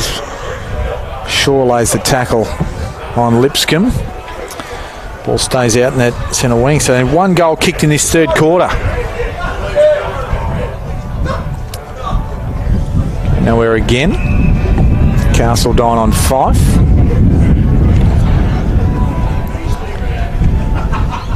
Dylan Fife, 9 tackles, if you don't mind. Only 2 of the 8 goals have actually been kicked left of screen, Kanga, which is really surprising, isn't it? Was that breeze, if anything's going down to that end, but the teams haven't really used it to any advantage. 153 tackles so far in the game. Lonnie Hampton's got 10. That's a high tackle, so Southport will get a free kick, so that might clear play. Mackenzie Willis will be the man that emerges with the ball. Goes the barrel. A flat punt. Half forward. Lawrence had the ball handed to him by Jackson Allen. Back to wing. Payne, hands and knees. Can't quite get it out as far as he'd like on that occasion. The magician he is. Hello to Maxine Payne. I know she'll be watching. Number 1 fan, being his mother. She's had plenty to support over the years, hasn't she? She's had plenty of B&F wins and plenty of premierships for the Dynamo. Double digits, I think, in best and fairest wins. Gross can't bring it down. Allen, awkward looking kick. Castledine does it well. Got it away from Shaw and then puts it just forward to centre for the Hornets. Stackelberg dispossessed. Just bobbling around.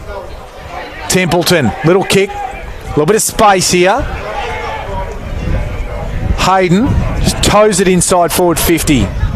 Nellis bats it in the path of Murphy. Gets the handball off. Coughlin kicks a goal. Good team goal. It wasn't pretty work, but it ended with Jack Coughlin kicking a very important goal for Aspley. 19 points to margin with that Jack Coughlin. I was going to say Glenn Coughlin, a teammate of mine at St Kilda back in the day. I remember Glenn mid-90s. Coughlin, yeah. No, great goal, wasn't it? You summed it up beautifully. Team goal. They just bobbled the ball forward. James Nellis, who's been very quiet, well held today, really attacked the footy hard, got it through, and a very smart tap on as well. It landed in the hands of Coughlin, who finished it beautifully. That's been a couple of goals that have been kicked on the outside of the foot there by Aspley in this quarter. So that 3-goal lead now is probably equivalent of nearly double on any dry day. So handy lead for the Hornets. 6 goals to 3. That's a throw, so that'll go the way of Aspley. So they'll get another clearance here. Man Ives, a couple of goals to his name. Ball right at forward 50. Ryan Davis just tries to muscle his way through. Can't do it. Hayden, quick kick forward. Menteith leads the charge. They're just going to try and get themselves out. Reeves, quite get it through. Boston, almost got in the way of a stray foot of a teammate. And the ball tied up under plenty. Yeah, desperation times now for Southport, isn't it? 19 points behind. We're going more than halfway through this third quarter. They really need to attack and get a couple of goals in the next 5 minutes. Turner got it down, but just emerging with it was Templeton. That's a good kick, dangerous spot. The big man, Spencer, he's pleading his case. The ball towed out a defensive 50, and Jake Doran, he had a bit of space. Toes it further afield. Has Dale right on centre wing. They're just trying to soccer it all the way through. Lipscomb dives on the ball. That's going to be a free kick, doesn't it? Which way will it go? It'll go to Lipscomb. I thought the fact that he dived on the ball should have actually seen it go Southport's way, perhaps. Bob, how did you see that? Well, they certainly did a couple of those earlier. Maybe it's because it got him right on the scone that may have been high. But yeah, look, at same sort of thing happened here on this side of the ground. It was given the direct opposite, wasn't it? So a little bit inconsistent, but yeah, holding the scone. So he must have copped one right at the back of the melon there. Southport player couldn't tell the difference between his head and the football. Pack of players. Nellis was happy to spoil it as the man at the front, even just to try and get it over the back, gain some extra ground. Some smart play there. Have it at half forward, out of side. Ball will be thrown in. 18 minutes gone in this third quarter. 19 points of lead for Aspley. Nellis. Chain of handballs ends with Ives. Ball just to the forward 50. Tape. Nothing And he purchased, likewise Davis. And then Fife stuck underneath it. And this will be balled up.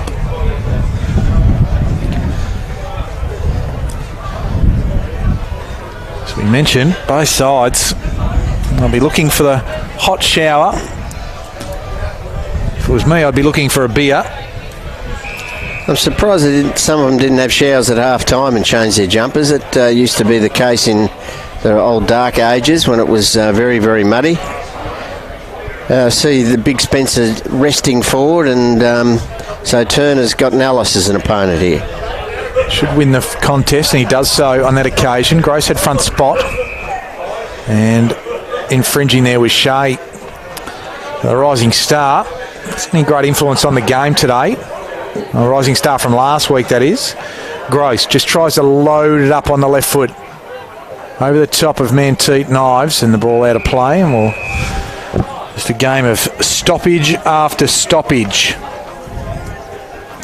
Clearance is very even. Inside 50 is very even, but Aspley have been able to take better advantage of that. Aspley have had a little bit more possession, 211 to 179. Spencer doing the ruck work, just bursting through on that occasion. Ball at a gate. It was Arnold, and then ball slipped forward and then under a pack of players. Do it again. Just been a little bit more desperate, haven't they, Aspley, in those circumstances? Bowie tries to go off the ground. Dale likewise, but didn't make any meaningful contact. Bowie gets it up. Ryan Davis, quick kick out of defence. Will it open up here? Yes, it might here. So the race is on. This is forward, and that's just a throw. And he's just tipped it up. There's no arguing about that one. And that's probably a disappointing result ultimately, because they had a little bit of space. I can see what he's trying to achieve, but he just lifted it with his double hands. Tom Jeffrey up there. Turner had front spot. Reeves, left foot towards Lawrence. He couldn't handle it. Stubbs over the top of it. Lipscomb. And he's tied up there. Southport forward, starved of opportunities. Hardly been down there this quarter, hasn't it? And you look at Stubbs, you look at Jamison, Shea, Johnson, they've hardly touched the footy. Turner going, Fields. And he's had a bit of space. He's actually looked one of the more dangerous players up forward for Southport. But again, you just talk about opportunity. Inside 50s, 29-27 Aspley's way, so it is very, very even. Turner wins the free kick. It's not his best effort. Right to forward 50. Henderson underneath that. Yes, the old finger breaker, wasn't it? The old mongrel punt finger breaker. It is. Batchelor running with Boston. Spencer gets it out. Ruse.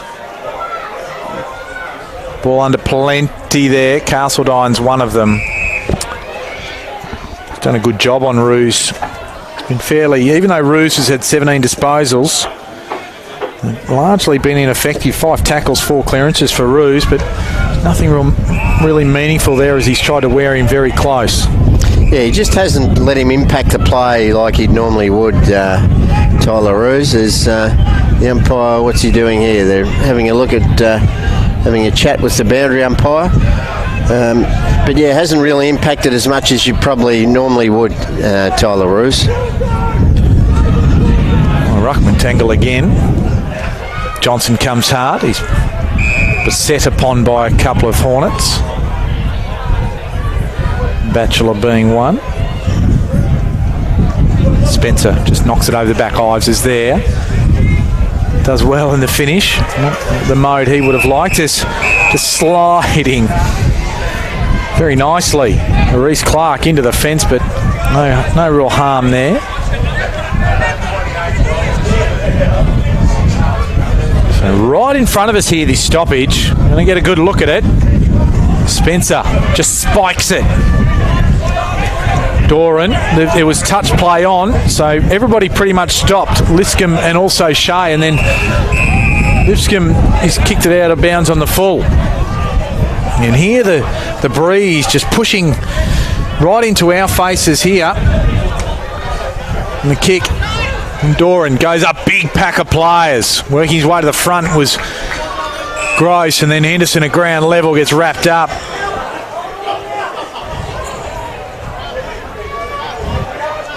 Doran just trying to provide a little bit of cover for Roos here, but emerging with it was Payne. That's going to be close to the line, is it? And Mackenzie Willis just slapped the ball across the line. So just 2 goals in this third quarter, both going the way of Aspley. They started the quarter 6 points ahead, and now they're 19. Payne and Fife. And there by Manteet. Now Davis. He just couldn't handle it at the crucial time, but just kicks it forward. Likewise, Dale. They've got it open forward line. Will it sit down? It just rolls too far. Hot in pursuit was Williams, but it just rolled the wrong side of the goalpost and over the line. So 18 points of difference. That is lucks of fortune for Aspley at least. Yeah, didn't it go a long way, that kick off the ground? It was a big kick there and could have easily gone through, but they badly need one at this stage. 3-goal lead in these conditions is like gold. And Nellis just had front spot. Good kick. Freeman going for one hand there. Not sure what he was up to. It's hard enough with 2 hands in these conditions. They're obviously just trying to work out how many extra beach curls he needs to do to hold on to those things up on the Noosa beach when he's up there. He's actually presented pretty well today. I haven't minded his game. He's really given them a target and kept the ball in front for his smaller players. So Fields and Nellis in the ruck. Nellis works Fields under the ball and just gets the handball up. Chain of handballs from Lipscomb. Finds Arnold, who gets it further afield. Half forward now. Reeves, he'd be happy to take it out, but instead he gets it back to Shaw, who in turn gets it to Mackenzie Willis. Gets a fair bit on that. At the back of the pack it comes. Here's Shea. He picks it up, but he's Henderson and also Coughlin, I think it might be, or is it Stackelberg? He's Lipscomb, I think. Lipscomb. Well, third time lucky. They just wrapped him up. Never mind his game. I just like the fact that Webster's been really keen to play his young kids, and they're looking after him pretty well, I reckon. Bolsh, Lipscomb, Jeffrey, all been good. Roos and Castledine, they're tied up, and just Mackenzie Willis is not happy at the moment in terms of, not sure if he's winded or he's around. Rub him, don't count him.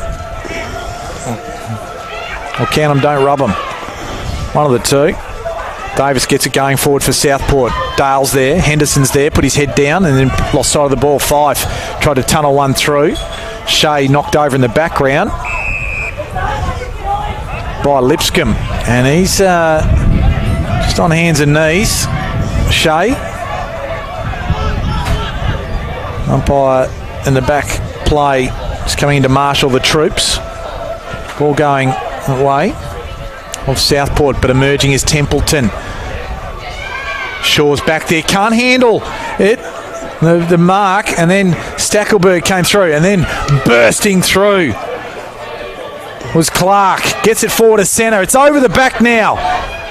Dawson, he made good contact and just cleared the ball, but Manteet's there. Now Shaw, he's got a little bit of room to move. Kicks it down, deeper into forward 50, over the back. What's going to happen here? Just happy to rush things through, sliding over with the ball was Jordan Arnold. And 1 point the result. So Southport has started to press just a little bit more in the last couple of minutes. No real reward, 17 points adrift. Yeah, it looked like he was riding a wave into shore, didn't he, there, the way he attacked the footy there. But he's been a very good player for them, Jordan Arnold, today, the boy from Glenorchy. Nellis just pushes it in the path of Ives, does well. Down the line they go, that's Hayden. Front spot was Tape. I thought he might have been infringed. Umpire says no. Davis tried to come through. Tape does again. Does it well. Gets it off the field. Generally big with his left foot. That's going to hit Shea in the head. It did. That's the Falcon of the year right there. You got to watch the ball, son. For Shea, the ball comes out the back. Gross, play on. Right out to outer wing. Coughlin, the goal kicker in this third quarter. He couldn't handle it. Manteet and also Reeves. They combine. Manteet Back inside forward 50 again. Gross at the back, can't handle it. Davis off the ground. Which way's it going to roll? It's not quite in enough space of the goals and goes harmlessly out of bounds. So good spot for Southport. Opportunity to press. Yeah, they've certainly lifted the last 5 minutes, haven't they? I know that's it's been big bombs into the forward line and kicking off the ground, but they've really lifted. Inside Fields and also Spencer. Fields did well just to make sure he didn't have an impact. Trying to come through there was Manteet. Likewise before him was Payne. Up and under from Mitch Johnson. Bolch taking off the ball. Quick kick there from forward. Just bounces before the line. A bit of sustained pressure starting to come through. War of attrition.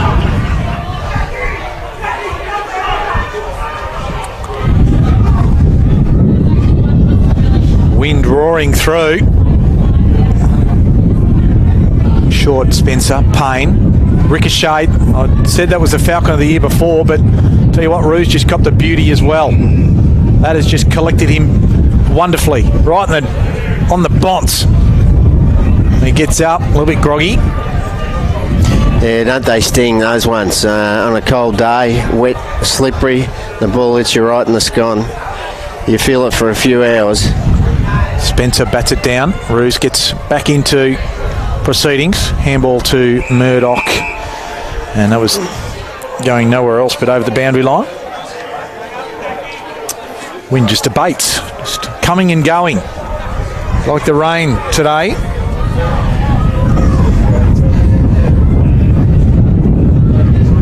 Comes again. Fields gets it down. Lipscomb doesn't take it with him. Ford just toes it off the ground. They'll be close to the boundary line. Happy to take it out. 30 minutes gone. This third quarter. 17 points of difference. Southport trail. Yeah, just need to steal one, don't they? Need to somehow fabricate something, a kick off the ground, quick kick forward, and soccer through one. They just need one to give them a sniff. Spencer just leapt over Fields. Turner's down having a bit of a break, is he? Saving himself. Or is he in back play there, waiting for to come in? It might be having a bit of a break.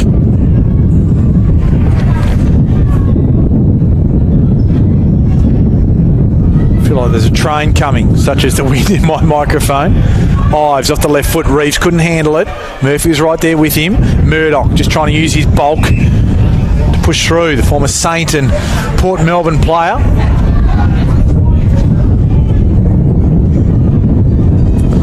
Spencer, backhand, Bruce, a little bit of space. Gets it off. Little kick from Reeves. And the big man, Jake Spencer, gets down. Doran had front spot. Stackelberg just did enough to impede that contest. Emerging was Murphy. He's wrapped up. That's gone. Well done by Ruse. Excellent. I said if you've got a tagger, you've got to keep your work rate up at all times, regardless. Impact the game in every way you can. Ball inside forward 50. Now to play. And Doran just getting up very gingerly here and running off. Yeah, Matty Doran looks in a bit of trouble there. They've got a boot as he went in to tackle there. Isn't it great to see the torpedo, the mongrel torpedo coming back in, though, Kanga? They're kicking them. I reckon there's been about 25 of them this quarter. Spencer. That's a high tackle. Just keeping an eye on the umpire. He had a good view of that, so good decision. Getting up with it will be Bolch. See much of Boston these last 10 or so minutes either.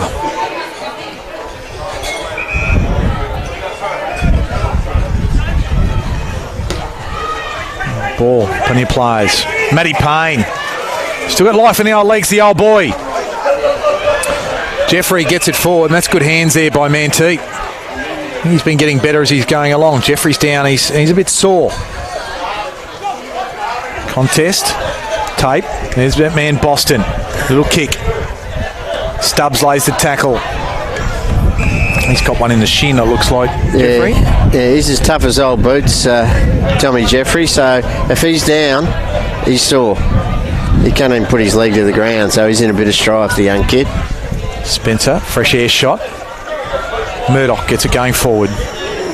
Lipscomb couldn't take it with him, but keeps it in front at least. Templeton. Dawson, that's a good mark. It's a good mark. I think he's just copped a boot to the leg, Jeffrey. And he might be okay. Bolch is chipping the ball around here, just trying to maintain possession. They can do that because they have a 17-point lead. The kick down the line is easily put out of play, but I don't think Aspley will be too concerned with that. They're happy to just try and make ground as they go along. It's got to be siren time. 33 minutes, Kanga. We've just about exhausted this third quarter and 17-point lead. They'll be happy with that, Aspley. Spence got it going his way. Coughlin, it's it up. Giles, the footer near the 50.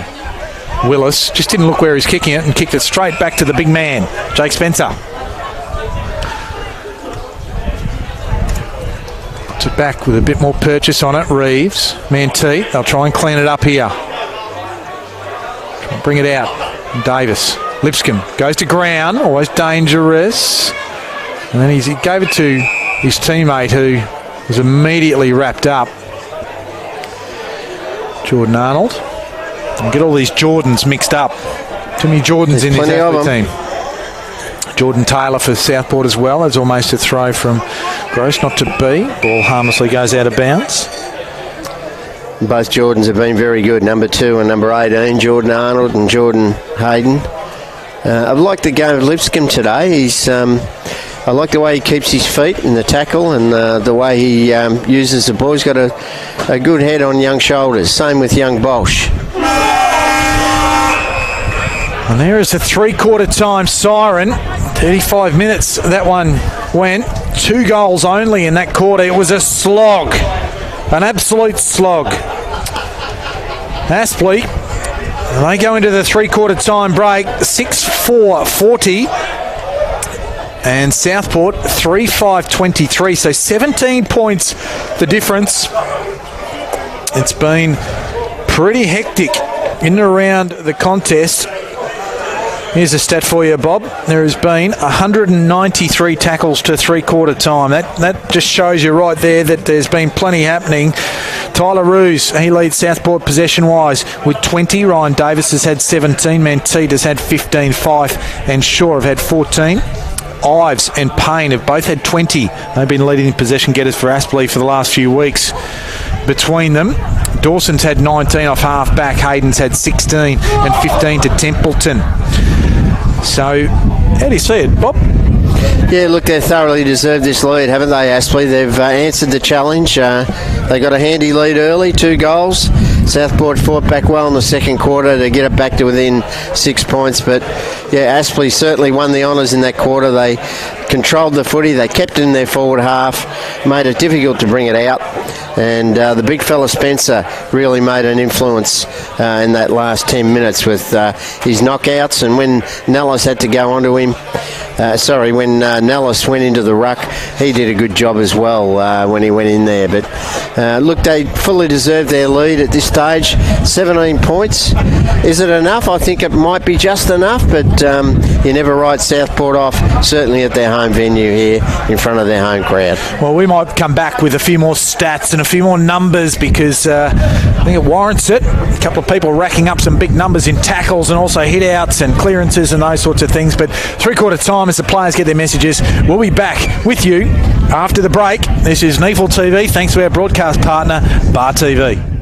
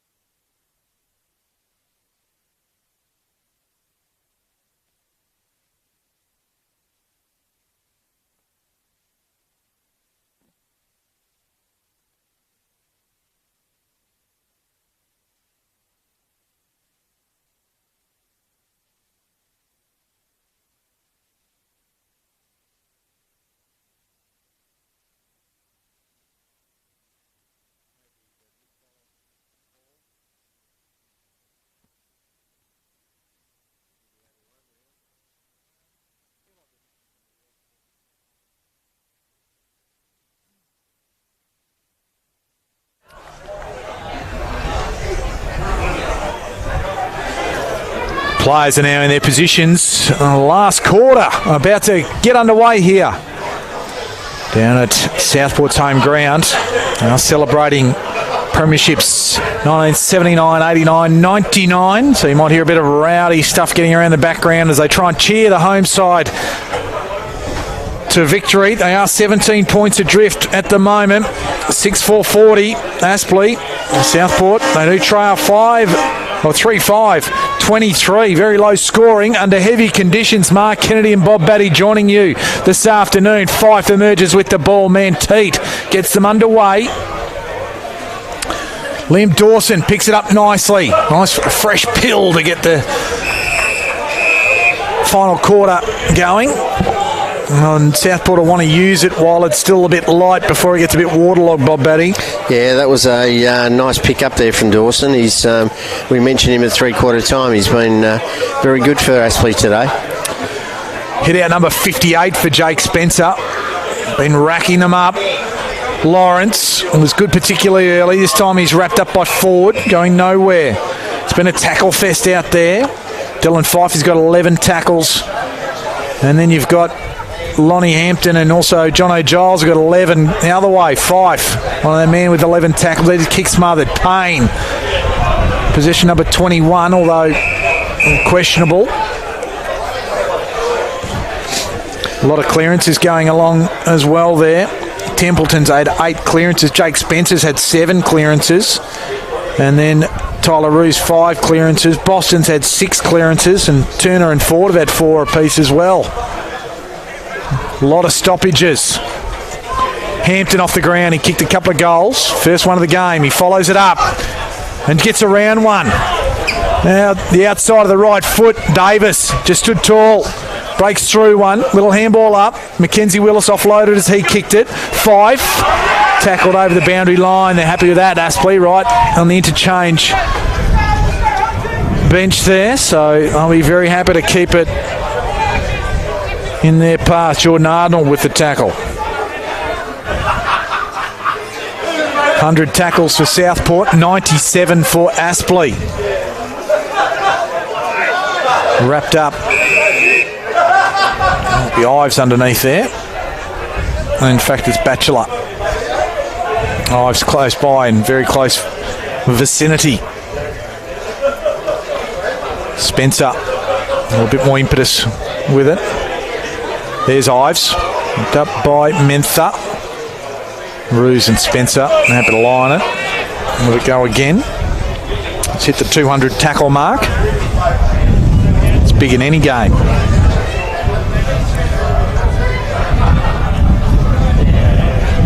Turner gets this one away. Payne, handball smothered by Ryan Davis. So right at the interchange gates this time.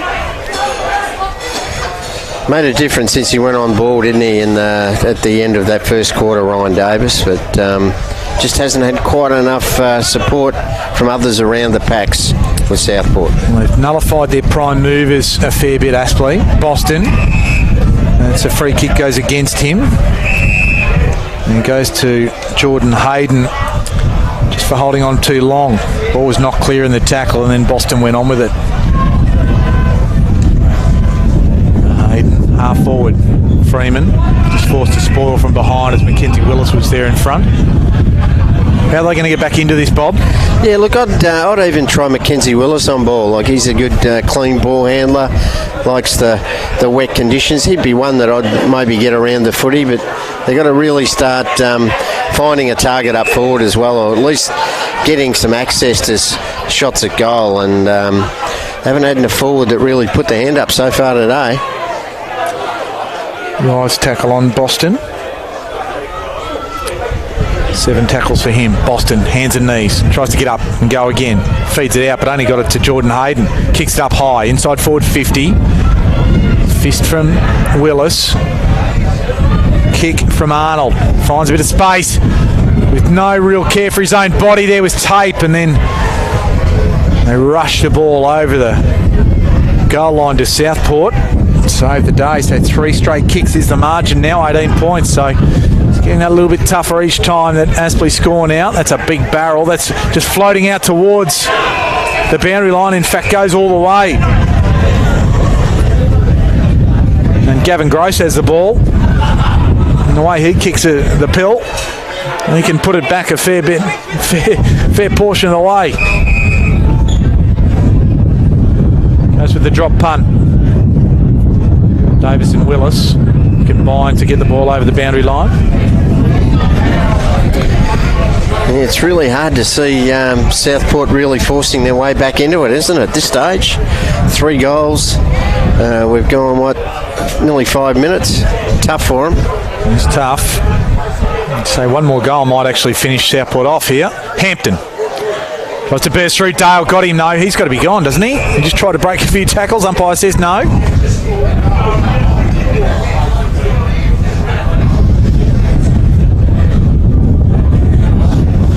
Ball up. 35 metres from goal. Spencer.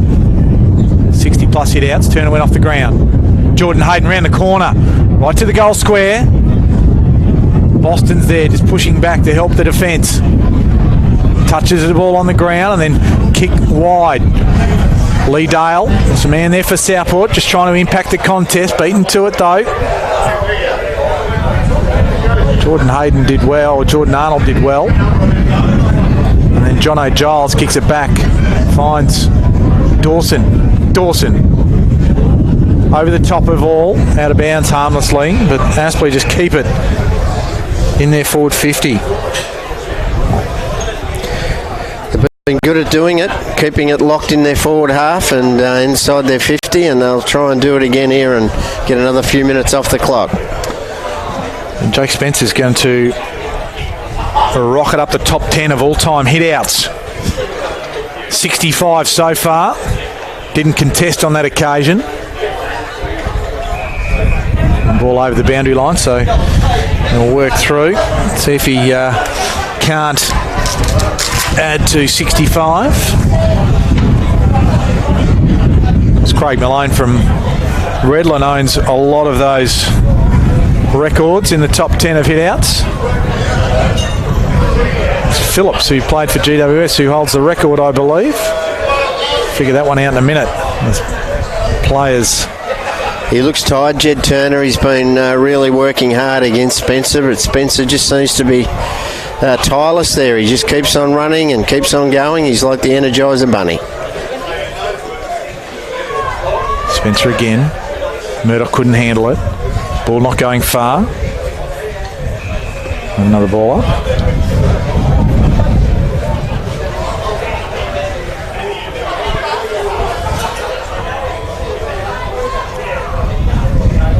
Spencer. And again, players just, you can throw a handkerchief. Well, that'll get really wet. There'll be plenty on the handkerchief, but got to say, there's just plenty of players. Forward, gets the ball out, up to the wing, kicked off the ground. The foot race is on. Bowie. Player down for Southport. It might be Mentha, is it? Mentha. He just tried to tow the ball forward, and I think might have copped a bit of a one in the shin. Just trying to go off the ground. Seemed to slide about 15-20 metres after he went past the footy. Couldn't stop. Got a fair head of steam up. Ryan Davis gets it forward for Southport. Mentha forward, kicks it forward. Come back the other way with Dawson, just couldn't get enough on it. Castledine and Henderson combine and eventually ends up with Ives. Ives and Payne have just been great workhorses for them again today, haven't they? They've been fantastic. Coughlin just tried, couldn't quite find a teammate, and Giles, but Hampton on the ball. First goes over the back, it would be good for Nellis, but doing enough there was Tape. Just get the feeling they try to keep Tape out of the game a fair bit today because he's a good rebounding forward. Rebounding defender, I should say. Lonnie Hampton, when he's got the footy and taken off, he's been very, very clean today, hasn't he? Excellent skill. Reeves. Plenty of Players around. Payne just feeds it out to Ives, his teammate there. Hampton, he's dispossessed and he'll be penalised.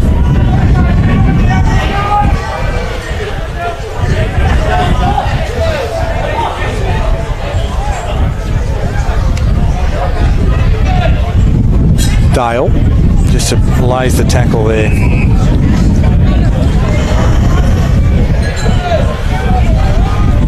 Just see if we can pull up all-time hit-outs numbers in NEAFL. Throwing one out to our trusty journalist out the back, Ben. See what he can find for me. Ball to half forward. Dawson leads the race. Williams is there. Dawson just using his experience just to chaperone the ball towards the line. And another throw in. Important for those youngsters watching in that bit. He just kept his feet, didn't he? Under the pump and under pressure, but kept his feet and made sure the ball got out of bounds. Good work. Spencer takes front spot, gets the hit out again. Payne, quick kick forward. Murphy, he's had a lot of possession today, Murphy. Ives, and also Reeves are there.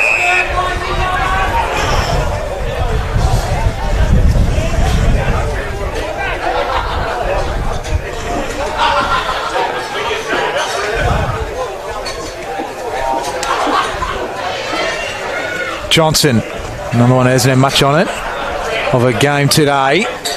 Fife went off the ground then. Gross.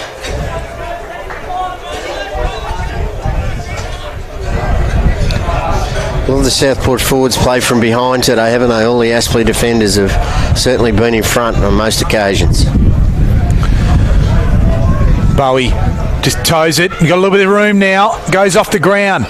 Foot race on. The ball just held up a little bit. Oh, that's almost a free kick, I would have thought, to Williams. That was Dawson just jumped into his head. And the ball tied up inside Southport's forward 50. They're going to have to really make sure they try and impact the scoreboard here shortly, Southport, to keep themselves in the game. 3 straight goals adrift. Turner goes off the ground, doesn't go the required distance. We'll clean it up is Aspley, but just go straight into the hands of a Southport player. It was Matty Payne, I think, that kicked it. Yeah, and it might be Ryan. Actually, it might be Jake Doran with the ball. I reckon it's Davis, isn't it? Davis. Yeah, Ryan Davis. Long way over there and dirty jumper. Hard to pick up. Apologies there. But he comes in, 45-degree angle. It's just to the near side. So 17 points of difference now.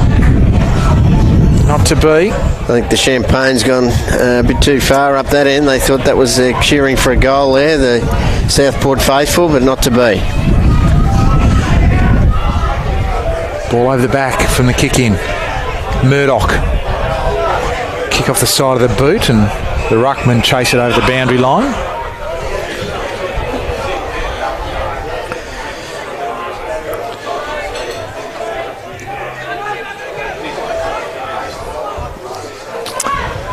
So throwing it half forward.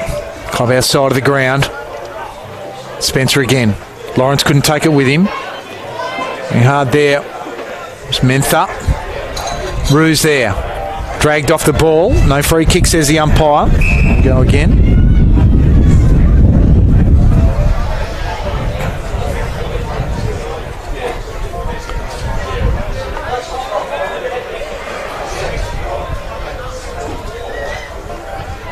No clear winner of that ruck contest.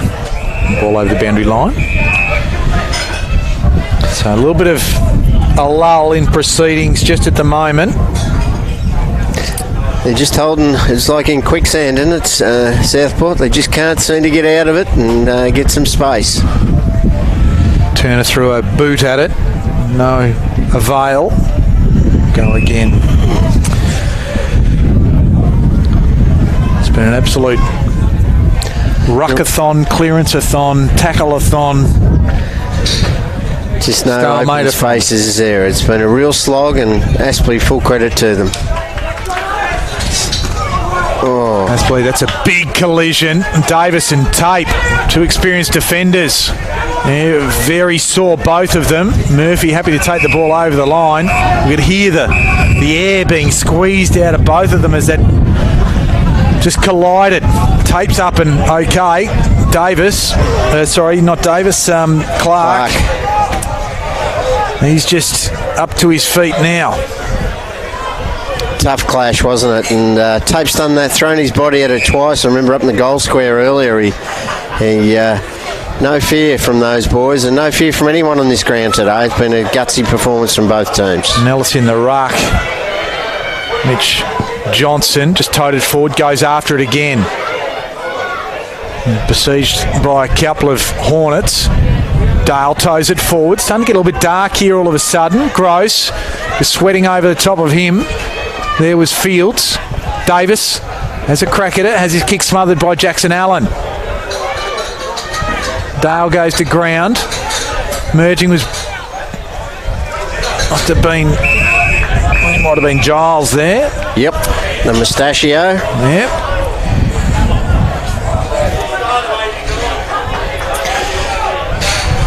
Just had more numbers around the footy and just been able to toe poke it out and get their hands on it, haven't they?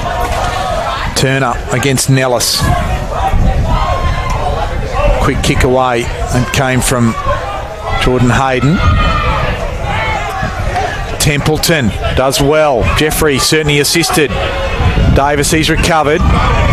Just handball away as Freeman applied the pressure. Ball still in, just right on the boundary line. Tape is there, just on hands and knees, and just cleverly, just this guy's taking it out. Great work from both defenders there, wasn't it? Certainly Reece Clark and Seb Tape. Both caught big knocks and they're still throwing their bodies at the ball in defence to hold on. Ball down again. It's kicked out by Southport out of their defensive area. Sweating over the top there was Dawson.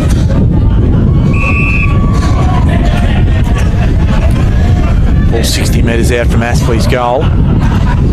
That was the stacks on the mill. That one, Kanga. There was about 8 bodies as they slowly all get up. They're going to earn their showers tonight, these 46 players. That's right. Ruse off the ground. Doesn't go far. Lawrence tackled well by Davis. Not sure the last time we saw a game where there's 5 players with double-digit tackles in a game. And there's a few more tackles going on there. So 127 tackles for the day so far.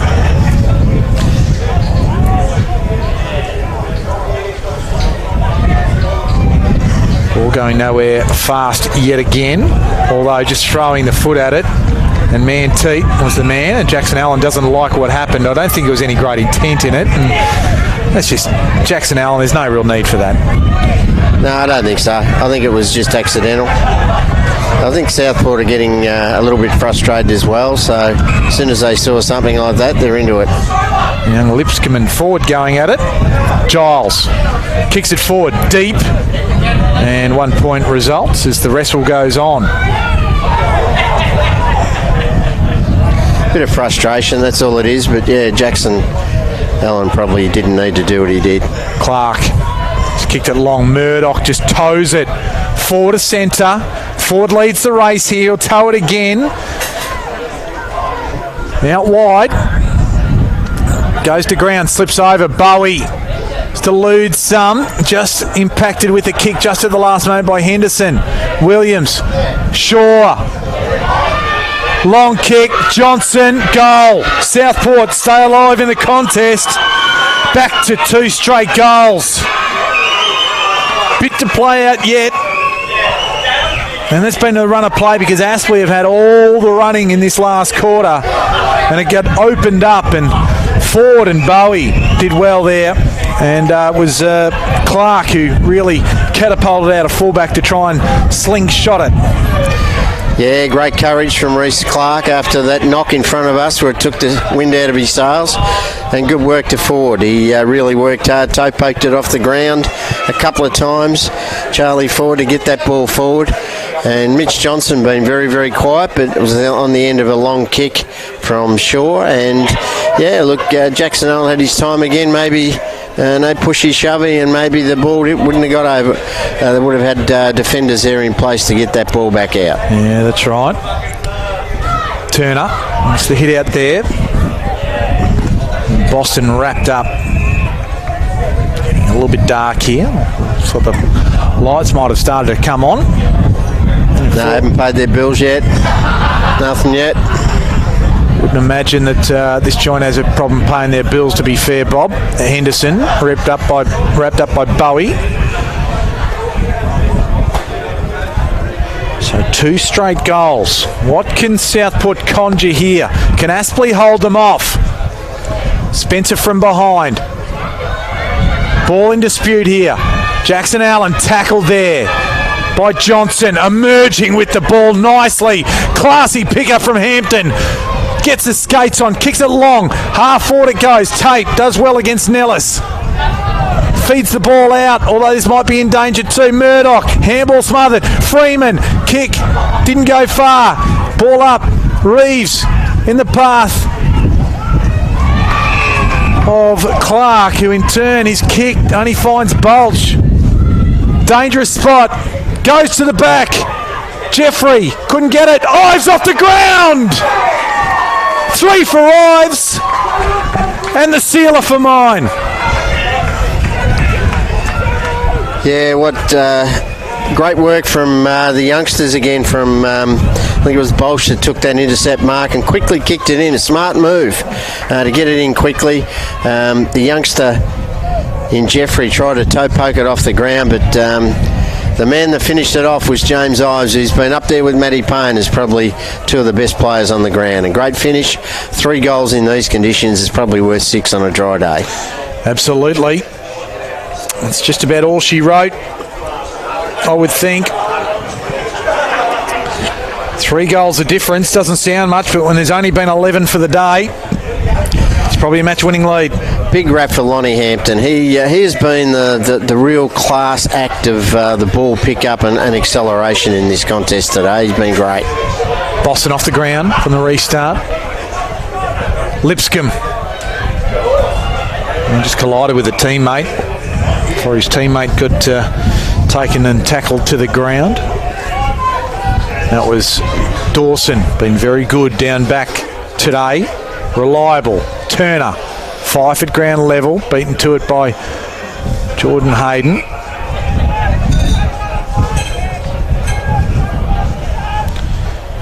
Just 2 goals kicked in this last quarter. Spencer again. Davis has his kick smothered, trying to barge through his Castledine, and then gives away a free kick for a high tackle on Boston. Goes with the flat punt. And Gross with the big fist right to the boundary line, and is happy to slide over with the ball as Matthew Payne.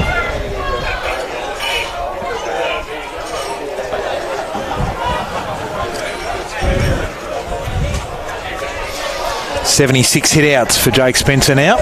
Oh, massive effort. And look, I don't think he's gone off the ground for the whole day. He rested forward for a few minutes, but yeah, tireless. 77. Well done there by Castledine. Hampton laid the tackle, which allowed that kick to go forward Aspley's way.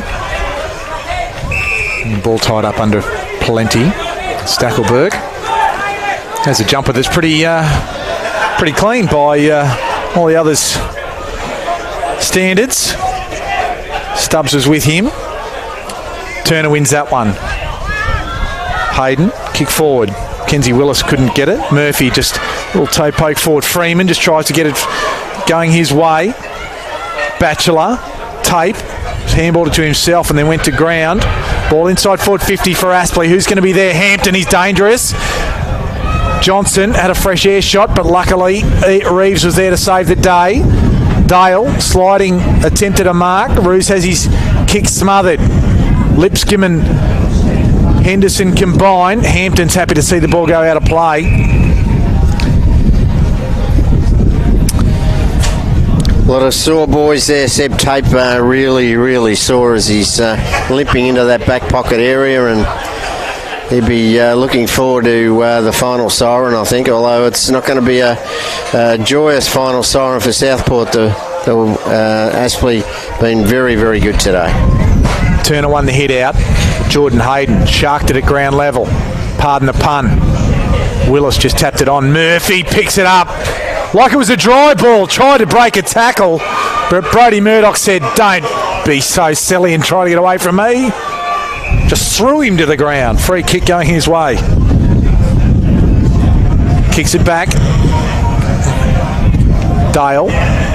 Ground level, and the kick from Southport just went forward to the wing and into the welcoming arms of Jackson Allen. Hasn't been too prominent, Jackson Allen, today, but serviceable nonetheless. Mackenzie Willis at the back. Murphy has his kick smothered. Stackelberg, didn't see much of him today either. Tackled there was Bolch. Little kick out there from Stubbs. Fife, up and under. And look, Williams ridden into the ground, no free kick. Dawson, Castledine combine, inside forward 50. Stackelberg crashes a pack, goes around the corner. Impacts the scoreboard for the first time today. Just his third disposal, Connor Stackelberg. He's been very good for Aspley this year, to be fair, though. Not very good last week, Kanga. He was excellent. Took 5 or 6 really good contested marks. Tough conditions for a forward, though, let's be fair. Boston dropped one. Fife kicks it in the middle of the ground. Ryan Davis liked his game in the middle. He's tried very hard. Over the back, looking for the fast break here. But Dawson marshalling the troops back there with Gavin Gross. And done well. Batchelor. Handball over the top. Jordan Hayden. Forced to do a bit of work and then does a tackle and then brings down Brodie Murdoch. Yeah, great effort there from Jordan Hayden, wasn't it? 1 against 2, really. And he did very well to negate the contest. 7 clearances, 5 inside 50s, Jordan Hayden. Fresh air shot there from Jordan Hayden. And then I think he's going to, a bit exhausted, he's going to go off for a rest. One winner, clear winner, I thought, for Southport all day has been Murdoch. He's done a great job on Murphy. Kept him to only a few possessions. Turner gets that hit out down. And just good contest. Gee, they went hard at the ball, both Henderson and Boston. Thought he was going to go into the fence there at one stage, but the seats helped him out in the end. Just right in front of us here in the NEAFL commentary position. Bob Batty joining myself this afternoon, Mark Kennedy. What's been an absolute WrestleMania at its best. A slog fest. Illustrated right there with plenty of numbers around the contest.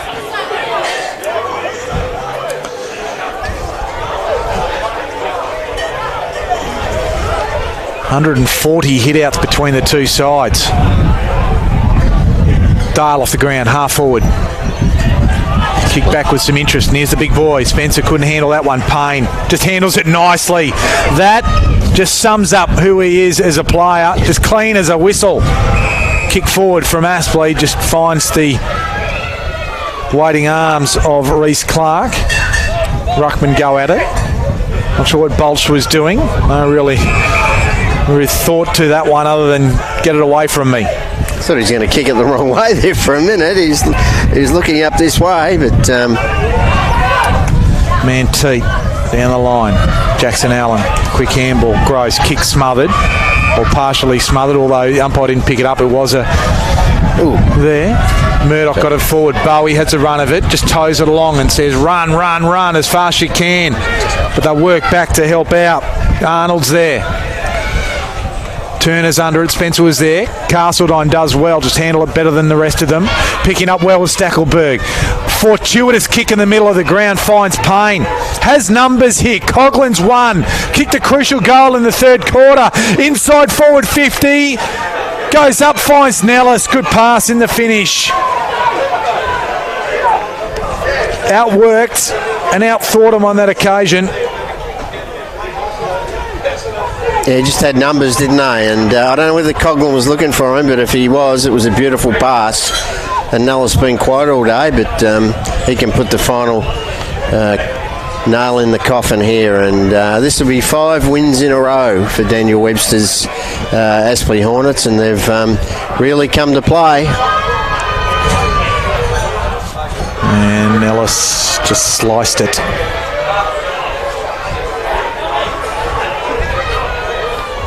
Oh, that kick's not the best effort from Reece Clark on that occasion. I think it might have been Reece Clark back there with the kick in.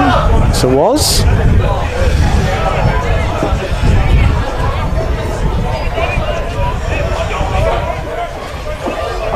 Ball back into play. Closing minutes of this game. Turner gets a hit out. Miss Johnson looks like he's having a run on the ball at the moment up around the contest. Just get himself into the play.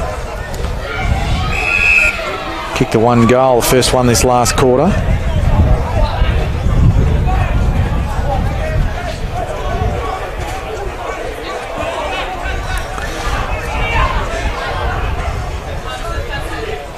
Spencer and Turner do battle. No clear winner. Boston at ground level. Goes again.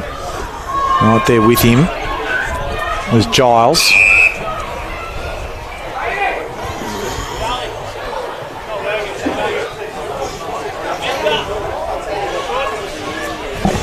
Again, Spencer front spot, gets the hit out. Making it cleanly was Bolsh. Dispossessed though. Johnson around the corner. Miss Johnson. Big crash of the pack there. It was Fields who crashed it. Standing under it nicely. It was young Lipscomb. Goes into his opposite number 40. Menther and says, better than that.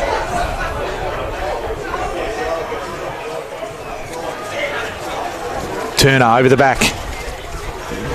Shaw. No great impact on the contest. Aspley get it going their way again, but cutting it off there was Mackenzie Willis. There's Templeton with the kick.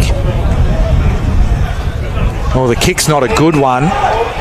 Coughlin wraps it up. Gives it to Jackson Allen. He likes to load it up. It's going to go right to the line. It's a goal. Bit of extra salt in the wounds late from Jackson Allen. Margin 26 points. Nearly 32 minutes gone this last quarter. And tired bodies not a factor with Jackson Allen because he put that big solid right leg through the ball and very nicely. Yeah, beautiful finish, wasn't it? It was on the right side. The breeze sort of pushing that ball back towards the goal square, but beautiful kick. He's always, that's one thing that he's always been right through his junior days, a lovely kick. He's their designated kicker from fullback, and a beautiful finish. And when you think about all the pushing and shoving and all the stuff he did there early, that's more important, getting the footy and banging it forward and kicking a goal for your team. No clear winner of that ruck contest. Good tackle there from Manteed. Body work from Aspley yet again. Said more been outdone at their own game to some respects today, Aspley. They pride themselves on their physicality, run and spread, but been beaten by a good Aspley side. Lawrence. Underground ball. Freeman. Wrapped up by Shea. 26 points, the difference. Just about full time, one would suspect. Spencer just belts it forward. He's been enormous today. That's a free kick for a throw. Going Ryan Davis's way. Just smashes the ball in hope. Well done there by Giles. Just got in the way there. He'll go again. Might even be Arnold perhaps. In the yellow with those bright green boots underneath there. That's holding the ball. Bowie and Field does kick the ball nice and long generally, but the general back there, if Dawson's a captain, Gross is the general of the back line. Yeah, been solid again today, hasn't he? 151st game for the Aspley Hornets, and been very solid back there. Davis been the best for Aspley for mine. Ruse. Quick kick forward. Johnson just edges his opponent away from it, then gets it going forward. His cheer squad yelling every time he gets near it, which hasn't been that many times today. Stackelberg can't handle it. Well, on there, good tackle by Clark, but they get it going their way again. Aspley, half forward. Tape's there. Oh, Nellis just patted it back. Tape patted it back, and he patted it back to his opponent there, and Nellis kicks it inboard, and then Batchelor off one step, had a little bit of time, and then butchered the footy out of bounds on the full. Should have done better. Yeah, certainly should have. Had a bit more time. Just didn't think that one through, but still makes no difference. We're nearly at siren time. I think it's 34, nearly 35 minutes into this last quarter, and what a great win for the Aspley Hornets. They'll be ecstatic with this one. 4 good quarters. Lawrence, pretty good at halfback as well. And there's that final siren.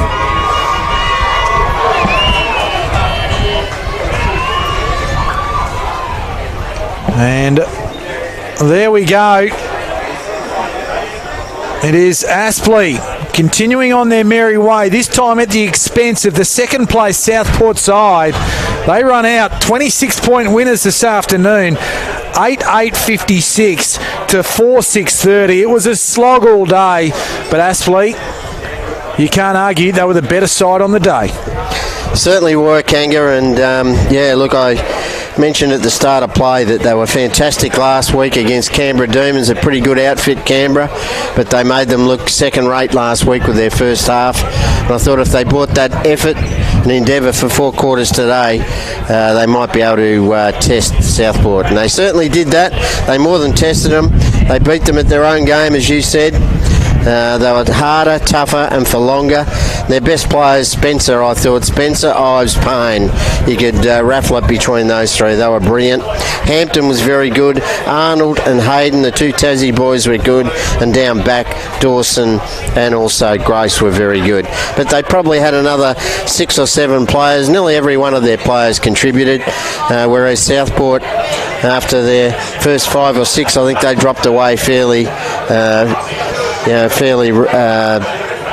by a fair bit there. Davis, I thought, was their best player. Boston was very good. Murdoch won his job against Murphy.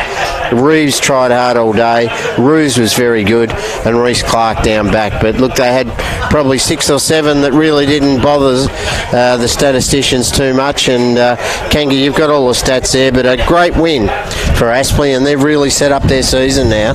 They're going to be hard to beat from here on. Yeah, that they are. They've just shown that they're coming into the contest at the right time and just placing themselves away to make sure that they're right in the thick of it at the business end of the season. Some quick numbers before we wrap up. Inside 50s. Just about dead square. 43-42, Aspley's way. Clearly, they just used the ball a little bit better. Clearances going Aspley's way, 60-52. Hitouts, 88-62. Jake Spencer, 82 hitouts for the day. Wow, phenomenal. And with that, 7 clearances as well. Possessions overall, 310-295. It was an absolute tackle fest this afternoon. 136 tackles to 116, so 152 tackles for the day. Sorry, 252 tackles for the day. And just leading possession getters quickly for the victors. Aspley, Matty Payne had 27 disposals, 5 tackles, 8 clearances, 4 inside 50s. James Ives, 25 disposals, 8 tackles, 4 clearances and 3 goals straight. Dawson had 22 disposals and 7 marks and 8 rebound 50s. Hayden had 21. I think they were all very good. Some other notables: Jono Giles, 14 tackles. Lonnie Hampton, 12 tackles. And for Southport, Ryan Davis, we said probably clearly the best for them. 24 disposals, 7 tackles, 5 clearances and 1 goal, 1. Tyler Roos, 24 disposals, also 8 tackles, 6 clearances. And then Dylan Fife, 19 disposals, 12 tackles. He also kicked a goal, and then Michael Menteith also had 19 as well. Jed Turner, honourable mention. He was outpointed in the finish by Jake Spencer, but still managed 58 hit-outs in a losing side when a bloke has 82 hit-outs the other way. That's still a big game. And, it was hard, it was tough, it was in tight for most of the day, Bob, and it was a pretty phenomenal game, really. Yeah, they did very well, Aspley. They'd be very, very happy to come down here to Fankhauser Reserve and walk away with the 4 points. Not often you do that. Well done to their coaching staff and their team. They were very good today. And Southport licked their wounds, and they've got to bounce back from now on. So we're going to wrap up here. Thanks for joining us for round 14 of NEAFL TV down here on the Gold Coast. On behalf of Bob Batty and myself, Mark Kennedy, thanks for joining us. It was Aspley that ran away winners this afternoon by 26 points.